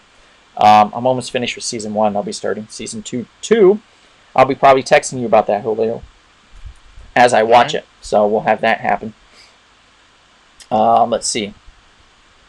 Any other comments? Batman is a poopy head, says Robin from Titans, according to Frisky Gringo. And Scorch says the guy who played Elongated Man on The Flash was fired for making homophobic, misogynistic comments. He was stunned. Yeah. Here's the thing with that, though. It was a while ago. It wasn't like it was something he did at that moment. And I always feel like we should not, unless like you're like, I like messing with little boys or something like that. You know, you should never like hold that against somebody that what they said in the past. We've all said stupid things in the past. We're all. I look back on my MySpace. I checked my MySpace account, like not terribly long ago, but you know when I had access to it, and I was like, "Dear Lord, the shit I said, I was dumb." Right. And it wasn't anything, you know, homophobic or misogynistic or anything, but it was still stupid as shit. And that's because I was younger. We live in a gotcha culture. We like to go back in time, see what you said when you were 25 years old or 21 years old, and make a big deal about it. It's just the way it is now, unfortunately. Yeah, unfortunately. So we are going to, however, Brody, I think it still does. I haven't gone on it, though, like recently. We're going to move forward, though, instead of looking back. And that was Titans. That was number 8. So we're going to move to number 7. Kevin, you were saying, I'll talk about this one, and I was like, man, I'm chomping at the bit to talk about this one. You go ahead, and I'll just we can go together. I'll pepper in a little bit as we go. But we can go right on ahead. I mean, I'll just give the little number teaser, 7, little taster. One of my favorite CWs. Black Lightning. This show is a very good show that unfortunately ended this past spring after 4 seasons, but it's about the great character Jefferson Pierce, who's Black Lightning, principal of a charter school, comes back into the fold after many years to take on the 100, and his 2 lovely daughters, Jennifer Pierce and Anissa Pierce, also have superpowers. They go by Lightning and Thunder. You know, it's a very fun show, very good family-oriented show with the father and his 2 daughters, and just, you know, being a leader in his community and just taking on a lot of the issues going on in Freeland. And of course, you have the ASA organization. You have his ex-wife who works there as a scientist. I mean, there's a lot that goes on in this show. It's a lot of fun, and I just wish it would have continued a little bit longer. But it is what it is. Yeah, it is what it is. It did. I mean, for a relatively unknown character like Black Lightning to last 4 seasons in a CW show, a network television series, that's pretty good. But when a series like Supergirl lasts as long as it does and continues, I feel it's a crime. Obviously, we put Supergirl clear back at like number 18, and Black Lightning's at 7. Yet it's canceled, and Supergirl continued on for 3 or 4 more seasons in Black Lightning. So it kind of sucks in that manner. One thing I will note about Black Lightning is in the pilot episode, you see his costume originally before they came up with this one, which this one looks cool, don't get me wrong, but there's mobility issues in the series when he's wearing this. The other costume he was wearing when he was testing it out was great. I thought that should have been the costume, and it should have stayed the costume. It's one of those scenarios that's very rare, where the trial costume is actually cooler than the finished version, in my opinion. And that's not something that happens. And Marvel would be like, what? He had a costume in season 1? So they would be very confused. But that's the way it works in DC. Normally they get their costumes pretty early on because that's quality. That's how it works. And no offense to Marvel for waiting, but stop waiting. Put them in the costumes, for God's sakes. I know. We talked about that last week with Daredevil. Yeah. The first season. Another note for this. I have not been introduced to the world of hip-hop like I have been in Black Lightning. The musical choices that they put in this series are fantastic, guys. Yeah, some really great stuff that I've never heard of that I'm like Shazamming because I'm like, wow, this is so cool. This sounds great. Are So bravo to the whoever's scoring and doing the soundtrack to the Black Lightning series, because well done. Did James Remar do all 4 seasons? You know what? I believe he did. Dexter's dad, probably, yeah. Dark. He was also the second Raiden in that Mortal Kombat Annihilation movie. Oh, he was in the war. I'm a big fan of the Warriors, so that's why I always keep up on James. That's true. Okay. All right, I was just commenting to Brody, so if you see that, sir, let me know. Or just, take it for what it is. The thing I remember most about Black Lightning is that I remember the villain was pretty good. Tobias, is that his name? Yes. There's a very interesting albino black man. Yeah, very interesting villain. He was a good actor too, and very menacing. Unlike, I think this series, it's funny because how Luke Cage introduced music because of the stage and the background with the club and stuff. We got introduced to a lot of soul music and a lot of blues and jazz. And Black Lightning was like, you know what? Let's do hip hop. Let's introduce people to alternative hip hop, like music that they've never heard before. And I found that to be great. So between these two series, you really got introduced to a lot more music than you would ordinarily get introduced to in superhero series in general. And I love that. So I think more of that needs to happen. I don't care in what series. They could do it in Batwoman, for God's sakes. I don't care. Just introduce diverse music that doesn't just sound like the generic norm, Oh, you're absolutely right. That was the problem with Batwoman. I mean, the music's terrible along with the choreography. Yeah. So Black Lightning at number 7. Number 6 is another alternative series. This one a lot of people won't know was DC Comics. Was a DC comic book series. They're going to be surprised. It was a smash hit over at Netflix. Robert Downey Jr. left Iron Man to produce this. We are talking about Sweet Tooth. Sitting at number 6, the post-apocalyptic mutant child series about discovery and innocence. All right, Kevin, hit us. Oh, that wasn't me. I didn't have Sweet Tooth. Me. Oh, Chris, hit us. The first thing I'll say is I think it's one of the most beautiful TV shows I've ever watched in my entire life. Wow. It is gorgeous. It's all shot on location. Canada? I don't know where it was shot, but I know that it's shot in the studio. I want to go to there. Right. That makes sense. Yeah, you don't know exactly where at in the woods, but you know that it was shot in the woods. I get that. Yeah. Well, and in the mountains and probably Canada, I would imagine. That's where a lot of television production, particularly Netflix television production, seems to occur. CW as well, to be honest. New Zealand. What's that? It was shot in New Zealand. Oh. Never mind. Okay. It's really cool. It's really, really interesting. And I'm a huge fan of post-apocalyptic stories. Anything post-apocalyptic, I'm all in. And I love it as a very interesting premise of these kids being born with like almost like human animal mutants sort of thing, and then you have this whole other storyline with these doctors and about how it happened and all that stuff. Mm-hmm. And the fact that these were these. I don't want to spoil anything because it's still relatively new, but and how all these doctors relate to the kids and why they're being hunted and all that stuff. Will Forte makes a turn, really good character. Oh my God, Will Forte is phenomenal as the father.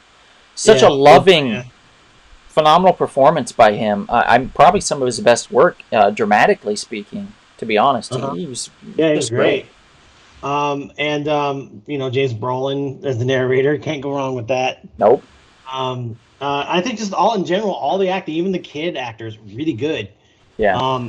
Especially in the episode, there's an episode where it's almost all kid actors, and it was a fantastic episode. I think that the guy, the main Nonzo, I think is the actor's name, the black guy, the main character, who was protecting Sweet Tooth. I think he was a football player or something. So it was he was really good that he turned from being a football player to Oh, no, this character was a football player. I don't know if he was or not. Right, but I've seen him in a couple things before, and this is by far probably his best work. Yeah, he was great. And the fact that he pretty much had to carry the show as one of the few like adult characters with a bunch of kids. Yeah, basically the father figure of the group. Yeah. Yeah, and and it's very interesting, and it's very interesting. This show is, but like I said, the reason I rate this one high when we voted is because it's, like I said, probably one I feel is one of the most beautiful. It's shot beautifully. The cinematography is amazing. Yep. Quality is great. What you'd expect from a Netflix show. Mm-hmm. Graphics are really good. Costuming, I love the costumes. Some of them of the costumes. Overall, very solid. Some of them are weird, but very well done. Very well done. Very solid series that Chris and I both highly recommend. Kevin hated it, but Chris and I love it and highly recommend it. Wow. We highly recommend it. These false accusations. Yeah, I binged it in one night. I just, like, the first night it came out, I just watched it, and I couldn't turn it off. Kevin said something he said too many Kiwis, and I said, wow, Kevin. Come on. That's inappropriate. I respect New Zealanders. I like Kevin, that's inappropriate. How dare you, sir? He was like, Lord of the Nothings, and I was like, Kevin, stop. That's not true. Stop. That's not true. I want to visit New Zealand. I love New Zealand. Yeah. Oh. Kevin, Jesus. All right, so we're going to move on. Really quickly, though, I would like to mention that we do the audio podcasts out this week, actually. We have our last audio... Actually, it's our first audio podcast for the month of October, if I recall. No, it's not. We're doing one more audio podcast this Thursday. They come out on Thursdays. Last week's was Your Favorite Superhero, where we interviewed actor Janet Lee Rodriguez about her favorite superhero, the Scarlet Witch. A great interview that we had with her. A lot of fun. Next week on our live video podcast that you're watching right now, we are going to be doing Shocktober. So basically, all audio and video podcasts for the month of October are going to be Halloween, spooky, horror-based podcasts. So next week on our live podcast, we're going to be ranking horror icons. Yes, Kevin. We're super excited about it. And again, we are bringing on special effects makeup artist extraordinaire Monica Halligan. She's going to be our one of our special guests, of course. Christopher D. Turner will be here to help, and perhaps if we can get Darren back on to be a part of that, that would be great. Also, we will be discussing that next Monday, same time, 7:30 p.m. Pacific time on YouTube. Real Short Box, Rumble Spoon Productions page on YouTube. So check us out. Don't miss it. Let's see. Frisky says, man, Kev, do better. And Kiwis aren't just birds and fruit. They're also people, Kevin. See, Kevin? Of course. Look at this. I'm going to put this right here, Kevin. These are false accusations. Right over your face, actually, Kevin. Have you ever gone to New Zealand, Kevin? I plan on. Well, I guess you should. Is it an apology tour? Racist. Look, I'm going to say hi to Peter Jackson and shake his hand. How you like that? Oh, well, he's a Kiwi. I don't know if you'll like him. Okay, so the next show, I'm going to be honest, I couldn't get past the first season, even with Rutger Hauer's assistance. And this is ranked so high on the list that I don't understand why, but Chris told me he would cut me if I didn't put it this high, so it's going this high. He threatened you, didn't he? Yes, pretty much. It's Smallville. Violence. So please, somebody save me. He likes Kristen Kriak so much, which I do too. I think that's why. Actually, that's not. I really could care less about her. But here's why I like. Well, first of all, it kind of created this whole new world of DC TV shows that we have. Without Smallville, I don't think we'd have anything on CW because Smallville was the highest ranked or the highest rated TV show ever for WB. It premiered 4.3 million viewers per episode. And in season 2 had 6.3 million, which was like unheard of for the WB. Number one show on CW for sex trafficking.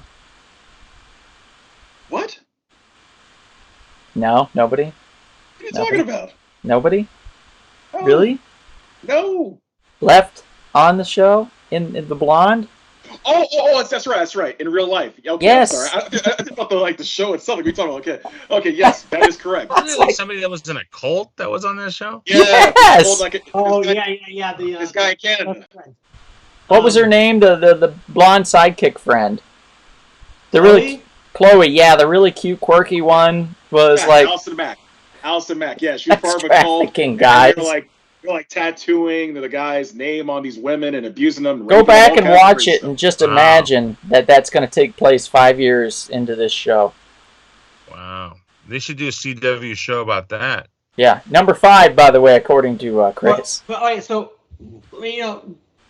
offstage stuff aside, we have. Even though Superman wasn't really in the show, I thought Tom Welling was a great Clark Kent.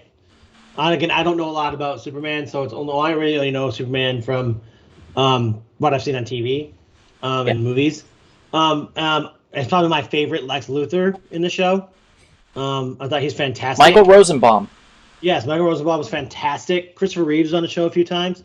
And then Christopher Reeves he gave blessing to the show, which I thought was really good. And I thought Lois Lane was amazing. I thought Erica Durance as Lois Lane was fantastic. And for those reasons, and really, like I said, setting off this whole CW wanting to do this whole DC Universe thing that they're doing, because of Smallville, I had to place it top 5. And it does, like I said, it is the grandfather of CW superhero television. This set the mold and this set the standard for, hey, this can be done. It can be done well, and fans will react. They will respond in a positive manner. So. Even the guy, what's his name, the lead from Smallville, Tom Welling.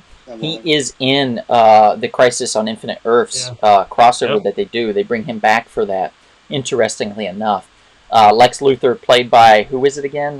Michael Rosenbaum. No, the other one.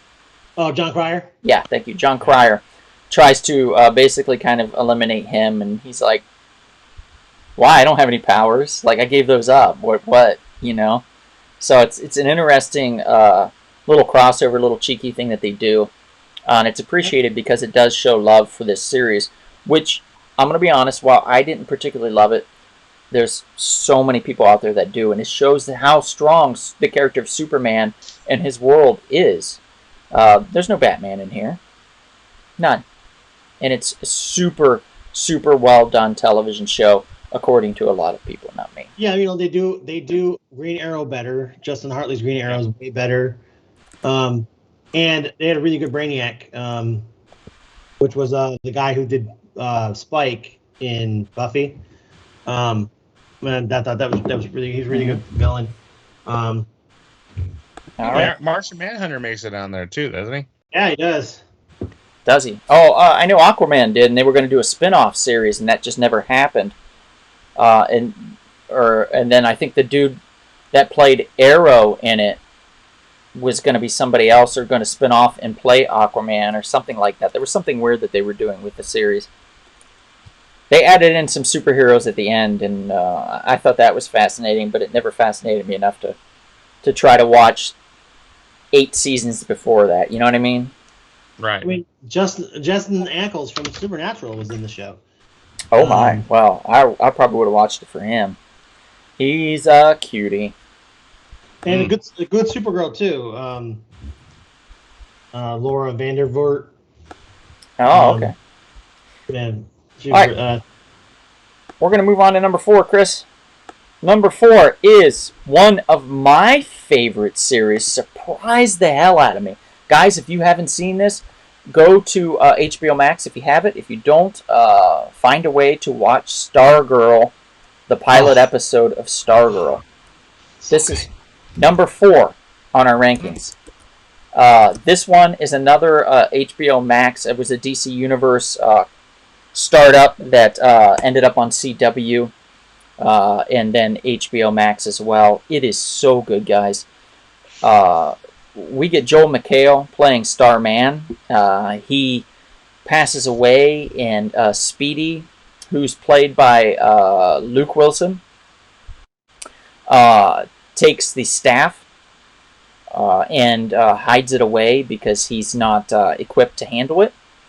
and his stepdaughter apparently is. And hilarity ensues, mischief ensues, and a story takes off that includes Speedy turning his own car into a robot to then help Stargirl fight crime. He, again, becomes the sidekick in a hilarious way, as he is now a Transformer. So, we get a lot of really cool villains. We get a new Hourman. We get a new Wildcat. We get villains that were existing in the past coming back to haunt them. Creating new villains as well as integrating them in with old villains. We get a Solomon Grundy, albeit a CW CGI Solomon Grundy, but we get a Solomon Grundy, and I don't know, I can't express how exciting that is. We get old school heroes. We get the Justice Society of America. We get old school villains attacking the old school heroes and the new school heroes.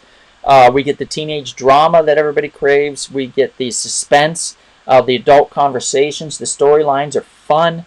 This show fires on all cylinders from the start. Highly recommend Stargirl for the HBO Max and CW series. And I love that they wasted no time getting her in her costume. None. She was in it like first 20 episode. minutes in the movie, in the show. Yeah. Stripesy, that's what it was. I'm sorry. Thank you, Scorch. Yeah, he is a wonderful character in the series. And we get Amy Smart back in television. And oh my God, Amy Smart, she's just wonderful. I've always been smitten with Amy Smart as far as her, she's a very down-to-earth actor. As far as like everything she's in, she brings a form of girl next door to it, and just makes the characters that she plays a lot of fun. So I really enjoy Amy Smart's work, and I think she's wonderful as the wife in this, and as Stargirl's mother. So I highly recommend this series. Any other comments from anybody? I agree, and I agree with everything you said, and I agree that in its placement, I feel that it fits where it is. It's the production value is amazing in it. It's just a really fun show to watch. Unlike some of these DC shows where it kind of feels like a chore sometimes, it's every episode is just fun to watch, and that's what it should be out of a comic book show. Right. Now we have only 3 left in this, and this one might surprise a lot of people because it is a bit of an older series, but arguably the great-grandfather of the superhero series, something that paved the way for Smallville, which paved the way for the CW. This was an ABC television original. Deborah Joyce Levine created this for the ABC network back in the 90s. We are talking about Lois and Clark, The New Adventures of Superman. And Kevin, I feel like you had something to say about this besides Terry Hatcher, va-va-va-voom. Just a little bit about to say about it. You're right. This is kind of the one that set the tone for future series. You basically have Dean Cain playing Clark Kent Superman, Terry Hatcher playing Lois Lane, and you have them in their modern day relationship. She already knows who he is, and the series basically focuses on just that, their relationship, their romance, how they handle things, and then what's going on with the action stuff where he's actually out there being the Superman, and as we know him in the comic books, that's just kind of like the side note. But it's really about the relationship that he has with Lois and the relationship he has with the other characters like Jimmy and Perry. So yeah, it's something that sets the tone. It's all about characterization, and building that up more than the action. It's just the action is just like, little side piece there. Yeah, Mom, I believe, actually, not to interrupt and change subjects, but Mom and I actually watched the pilot episode of Stargirl together. She seemed to very much enjoy it, so I got her kind of into that a little bit. Lois and Clark, we actually watched when I was younger, and I think I was working at the time, and I would try to beat it home in order to watch the episodes of Lois and Clark so I could catch it on TV. First season is phenomenal. I loved it. Great chemistry. Great chemistry. Second season, super cool. Although Lois cuts her hair short, not a fan of that, but I'll accept it because it's Terry Hatcher and her performance was just darling. I think she just did the perfect, strong-headed Lois Lane. Probably the best performance for Lois Lane in any television and movie I've ever seen. I'm going to give that to Terry Hatcher for sure. She was quirky, fun, adorable, hard-headed, very forgiving as a character, very questioning.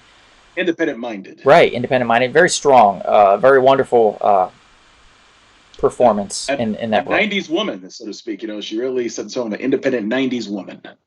Hakeem says, I was a huge fan of Lois and Clark. Great show. Dean Cain is super as Superman, and Terry Hatcher is a great partner. Scorch says, Lois and Clark was so much better than the Superboy series that followed it. Superboy had 2 different actors in the lead role. It was difficult to watch. And Sammy says, such a good show. Yeah, lots of fun. Interesting trivia is Kevin Sorbo almost got cast as Clark instead of Dean Cain. Ooh, that'd have been interesting. I wonder then if Dean Cain would have been cast as Hercules in Hercules: The Legendary Journeys.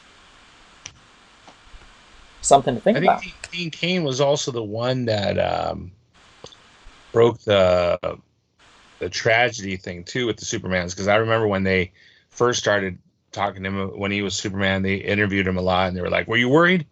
Because all the other Supermans have died horribly or got into tragic accidents." I remember watching an interview where they were talking to him about that. Oh yeah, that's true. He's still around. Yeah, so. Yeah. Another thing that I loved about this series is that Ma and Pa Kent were still alive and very much a part of his life. And I've always felt that is an integral part of Superman. They tried to Aunt May Superman so many times. It's unnecessary. You don't have to kill Pa Kent in order to make Superman a strong character. Ma and Pa Kent are much a part of Superman as the Batman mythos is a part of Batman. Like, I don't feel that it was ever necessary to separate Pa Kent from Clark Kent. I think it's kind of rather disgusting that they've always felt that in the comics and in the new films and stuff, and I don't appreciate it and never will. Yeah, I agree with you on that. That's his rock right there. I love their family relationship. Ma and Pa Kent. It really separates them from most superheroes in the entire comic book world. I don't know why they would think that is necessary, and shame on them. Everyone doesn't need to be an orphan. Everyone doesn't have to be an orphan. No. And the guy that played Pa Kent, I cannot remember his name right now, but I kept seeing him at ArcLight when I worked at the movie theater out in Hollywood, where I'm at now. And every time I'd see him, I would yell, Pa Kent! And he would smile and wave and stuff, but you could tell he was like, all right, kid, I've done other work. But I didn't care. He was Pa Kent to me. And I loved that. And eventually it warmed up to him that I thought so fondly about Pa Kent that I would yell that when I saw him. So it was actually pretty cool. And he passed away not too long ago, if I recall. Eddie Jones. Yeah, thank you. Eddie Jones, yeah. Great character actor, great performer in general. Same thing with Ma Kent. She was wonderful.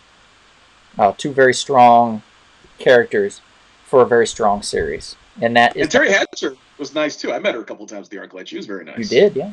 Number 3 then, Lois and Clark: The New Adventures of Superman. Sammy, I'm sorry. I'm going to say that in advance. We're talking about number 2. This is Julio's favorite of all time. And Julio, you know how much I love this and how hard it was for me to not rank it at number 1. And that's only because, Julio, because of season 1. And you know that, and I know that. It was not good. Season 1 kind of sucked. DC Legends of Tomorrow? You got it. So we're talking Legends of Tomorrow. I think I enjoyed season 1 because it was about Rip Hunter, and I was always a big Rip Hunter fan. It was one of the earliest books I've ever read, and I always loved when the Jeff Johns run where the Blue Beetle, and I mean it was Brewster Gold and Rip Hunter went across time, and I thought it was going to be like that, and I think they tried to, but it just didn't work. The guy who they got to play Rip Hunter wasn't great. He wasn't as charismatic as the Rip Hunter you're worried used to. From Doctor Who days with David Tennant, if I recall. Yeah. No, but then by the end of season 2, something happened where they just didn't care, the writers, and they just said, we're going to have fun with every single episode because we might not be back for the 3rd one. Yes. That's right. And from that moment, man, they had lightning in a bottle, man. It was great. It is one of the most entertaining shows. and they just don't care. They don't follow the storylines that DC ever created. They go off on deep ends. Yes. They got killer unicorns. The Obama's in it. Chris, really quickly, Chris, tell you and I, when I came to visit you in Texas, we watched the episode where they didn't cross over. They had a universal crossover in the DC universe on the CW, and they didn't cross over, and they did like a puppet episode instead. Yeah. And they added it in the song that they weren't crossing over or something like that. It was my favorite episode of the whole show. Yeah. So, dude, there was a crossover where they didn't do it, and like Oliver calls, like Green Arrow calls, and he's like, "What? They want us to do what? Nah, we're not going." And they just hang up like the phone. They don't even return the message to go on to the crossover. It's great. And Sarah Lance becomes the leader of the Legends, and they're all like misfits. They were basically conned into going on this adventure because basically they were expendable. And they're fantastic. They finally the fact that they were expendable, their role comes into play, and they become a unit and a family, and it is just hilarious. It's such a fun time to watch that show. Does it make any sense as far as DC continuity? Not really. No. And it just got better and better. Like I didn't like Brandon Routh because I didn't like his Superman movie. Right. But he plays Ray Palmer, which is the Atom. Just incredible. He's so dumb and just a gentleman the whole entire time in the show, and it becomes really funny. Steel is a great character. Yeah, and then they add Constantine. It's like the cherry on top, and it's just a great show. It's just a fantastic show, and I highly recommend it. Heat Wave, and Julio, yes. I think you can agree with me. Heat Wave, Dominic Parcells, creates this character where he becomes a romance novelist in this, and writes it under a pseudonym. A female pseudonym. A female. He's writing romance novels under a female pseudonym, and they find out about it, and he's like kind of embarrassed at first, but then he just totally embraces it, and then they start to bring that aspect of it into the series as a strong part of his character. Yeah, isn't it the novels about him like falling in love with like an alien woman or something like that? Yep. Or like a barbarian woman with 3 breasts. Yep. It's funny because it kind of gets into real life. So right. This series, and then the relationship of the Atom when they bring in the new character of Steel, and him and the Atom become like Booster Gold and Ted Kord, man. Like, they're freaking frack. They're like this. And the adventures they go on and the things that they do and how they're high-fiving and they're so excited to hang out with each other and see each other and stuff. It's just a really cool bromance that blossoms on the show as well. And then we get the relationship of Sarah with one of the Time variant corporation ladies. Yeah, they work for the Bureau. Yeah, Time Bureau, and how they start to fall in love, and their relationship together is so much fun and exciting and fresh, and everything about this show. BMO, for God's sakes, we get the Stay Puft Marshmallow Man in a television series as a giant toy called BMO that gets created that starts attacking everything, and it is so much fun. It's basically he was the Tickle Me Elmo of the time and their show, and everybody's trying to get it. Yep. And then they're supposed to blank their minds like they do in Ghostbusters at the end, and then they think about the Stay Puft Marshmallow Man. That jumps into his mind, and you have Meebo being in that. Do you know how hard it was not to I had to go on a search for this imaginary toy that doesn't exist for Max. And did you find it? He wanted that toy more than anything. I was like, dude, they don't make it. They don't make it. I don't know if they ever did. I think we found one on Etsy for like $200. Oh, wow. Ooh. See, you're a good daddy. No, he didn't buy it. So he didn't say he bought it, Kevin. Come on. $200, buddy. Sammy Wyatt. Go ahead. I'm sorry. I love that they make mistakes on the show that have consequences, and then they have to go and fix them, and like not just in an episode, but like in a whole entire season's about them fixing what they did, because they're not perfect superheroes. Right. They make mistakes a lot, and then they have to go back and correct it. Yeah. It shows you that superheroes are fallible. They're not, perfect. They're not godlike, and that is a really great aspect about it. And Sammy, why is it not number one? I'm telling you again, it's because of season 1.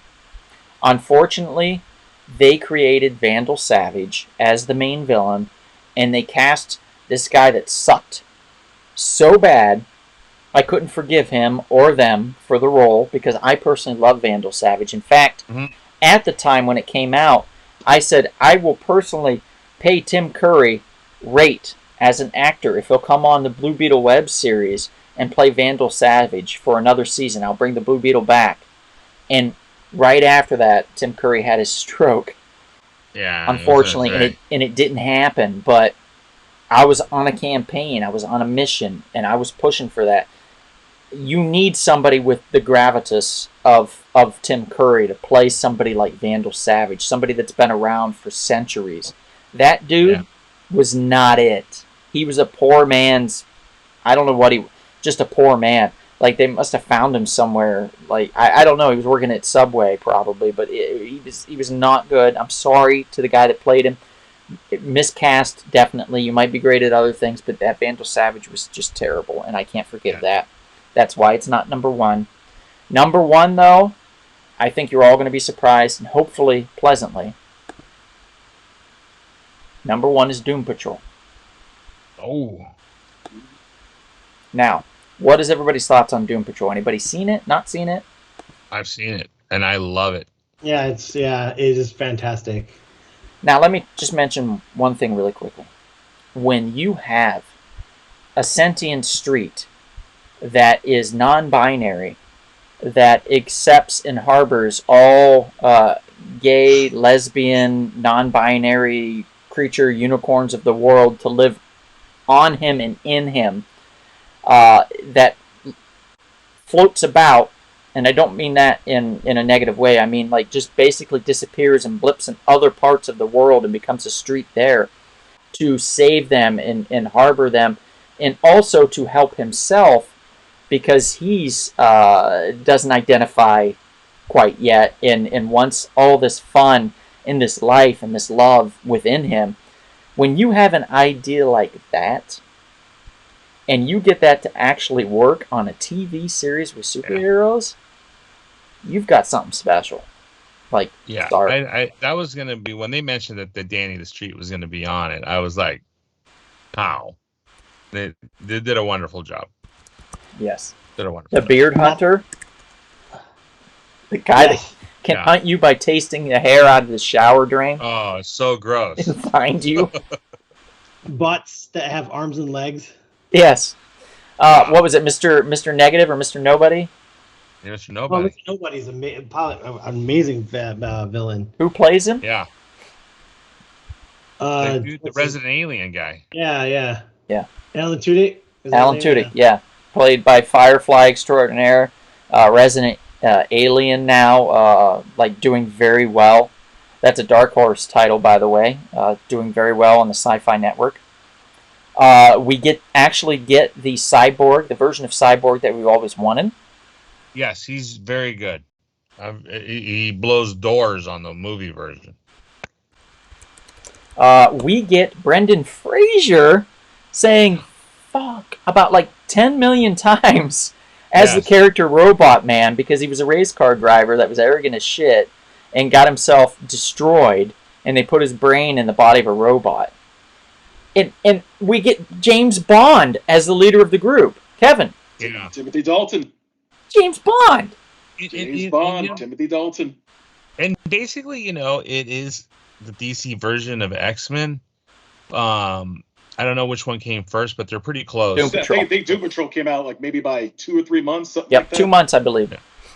Well, the Chief is definitely not Xavier, and Chief is Timothy Dalton's character, and he's slimy and weird, and not like Xavier that was all about, he all about the X-Men and getting them. You know, he was all about his people and all the mutants. This guy is like that, but he has another agenda. Mm-hmm. You know, there's something behind all of it. Always another agenda. Yeah. And the scene where he falls in love with a cave woman, those episodes. falls in love with a cave woman, creates a half cave woman, half regular human child that can control things with her mind. Yes. Pretty fascinating. We get what's the girl's name? Something Jane, Crazy Jane, right? Okay. The girl on the far right, she has dissociative identity disorder, which it used to be called multiple personality disorder, which is essentially every one of the personalities that is in her brain has a different superpower. Mm-hmm. So when there's one character in there, for example, and I can't remember the character's name, but when she takes over, when she says things, they come out as words made out of steel in real life. And she can like grab them and throw them and use them as weapons. She can push them against people, knock them against the wall. She can just throw them in the trash for all she wants to do. But her words become weapons, literally. It's really cool. The ideas that they create with Crazy Jane. The creativity on this series is wonderful. Elastigirl, I believe, is her name. Her superhero name. Yeah. Her ability to to stretch. She's basically Mr. Fantastic, but she just can't keep it together. When she gets like nervous or upset, she starts to melt kind of into a puddle. That really says something to the emotions of the character and how it's affected them throughout the years. Negative Man, and how this alien being is living inside him and has burnt his skin so bad because of the radioactivity that he has to bandage himself to cover his face, but also keep that alien harbored within him that keeps him alive. Otherwise, if that alien would vamoose, he would die. And that's a very symbiotic relationship. Just so on and so forth. The characters and the stories that's told within this series. Season 3 just came out on HBO Max. Highly recommend it for those that have not seen it. This is why it's number 1 on the list. Anybody else have anything they want to say about it? Yeah, don't forget about Flex.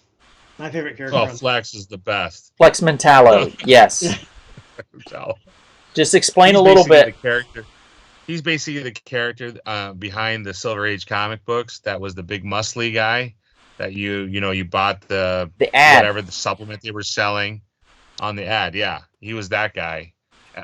Atlas. Tony Atlas, right? Yeah. I think he tried to sue. Yes. When he created Flex Mentallo. Yes, successfully, I think, for a while. I don't know what happened, if they settled or if they purchased the rights or something, but yeah, there was a lawsuit with that, for sure. And that was Grant Morrison that wrote and created that character. Yeah, well, Flex Mentallo is awesome. Basically, he can flex any part of his body, muscle, and it has a different ability. Like he can make people levitate by like moving his earlobe, flexing his earlobe, and people will float. Right. Or he's able to does move this stuff moves his right breast and like he can crack a wall. Yeah, exactly. Yeah. Hilarious. Really cool. Really great series. That's Doom Patrol at number 1. Now again, everybody, we are the Real Short Box. We do a live podcast every Monday, 7:30 p.m. Pacific time on the Rumble Spoon production page on YouTube. You can always check us out. We do an audio podcast that comes out every Thursday, occasionally on Friday, but mostly every Thursday on all the sites. Apple Podcasts, Amazon, Spotify, Google Play, yes. We're also on Spreaker. Yep, iHeartRadio, Spreaker, Blueberry, and a whole host of others. A multitude of podcast platforms. Find us on there. We have a lot of fun. In about a month, in about 4 weeks, we're going to have a very special 200th episode, by the way. Wow. Yeah, we're going to be doing a giveaway. In that giveaway, I got it right here, just to show everybody that stayed with us till the end. We're going to be giving away a very special slab. A graded comic book. This is Spawn number 12. And this is from 1993, guys. This got sent in and graded and will be a gift for somebody that tunes in to our audio podcast, and we'll explain all of that in the coming weeks as far as the contest is concerned for this. Next week, we're doing another live podcast where it is going to be another ranking of horror icons for Shocktober. That's our Halloween special. That we're going to have Halloween specials all month of October. We're going to be doing a giveaway next week. It's going to be a candy giveaway. So if you win, we're going to be sending you some candy for Halloween. How fun is that? Like, we're in the fall. It's appropriate. Enjoying the season. It's nice, cool weather, even here in LA right now. We want to send you some candy and have a good time. We want to enjoy the time that we have with you and on this podcast. Again, Chris, thanks for being on. We always appreciate that. And Julio, thank you. Real quick, Julio runs the shop We Can Be Heroes in Chatsworth, California with his buddy Will. Two of them do a phenomenal job. They do a claim sale and a comic book sale show every Wednesday at 7:30 p.m. Pacific time on Instagram. Please give them a like and a follow on Instagram for We Can Be Heroes. Check them out for Wheel of Slab. I think it's 8 or 8:30 on Fridays. 8:30 on. No, it's 8:15 on Fridays. 8:15 p.m. Pacific time on Fridays. Check them out then as well. They do a lot of fun shows. Go into the shop if you can. Support your local comic shops. We always appreciate that. Thank you. Yes, Mom. I hope it'll be a nice gift. Yes, Sammy. We're going to bring the spooky. Hakeem, thanks, guys. He says. Maria says, thanks for the fun show. Thank you, guys, for tuning in and listening to the Real Short Box. Really appreciate it. We appreciate all of you. Anybody have anything they want to add before we call it a night? I was going to ask Julio real quick. I mean, don't you have your two-year anniversary coming up for the shop? Oh, yeah, we do. October 16th at the shop. You guys are all invited. Come on by. We're going to have a DJ, dance floor. To dress up in your best costumes. It's a costume party. Nice. We'll have beer and we'll have a good time. And I think, Donald, you need to mention that you are part of Two Guys, One Box on Wednesday night's claim sale. You are a major part of the show. Thank you. I do run the camera.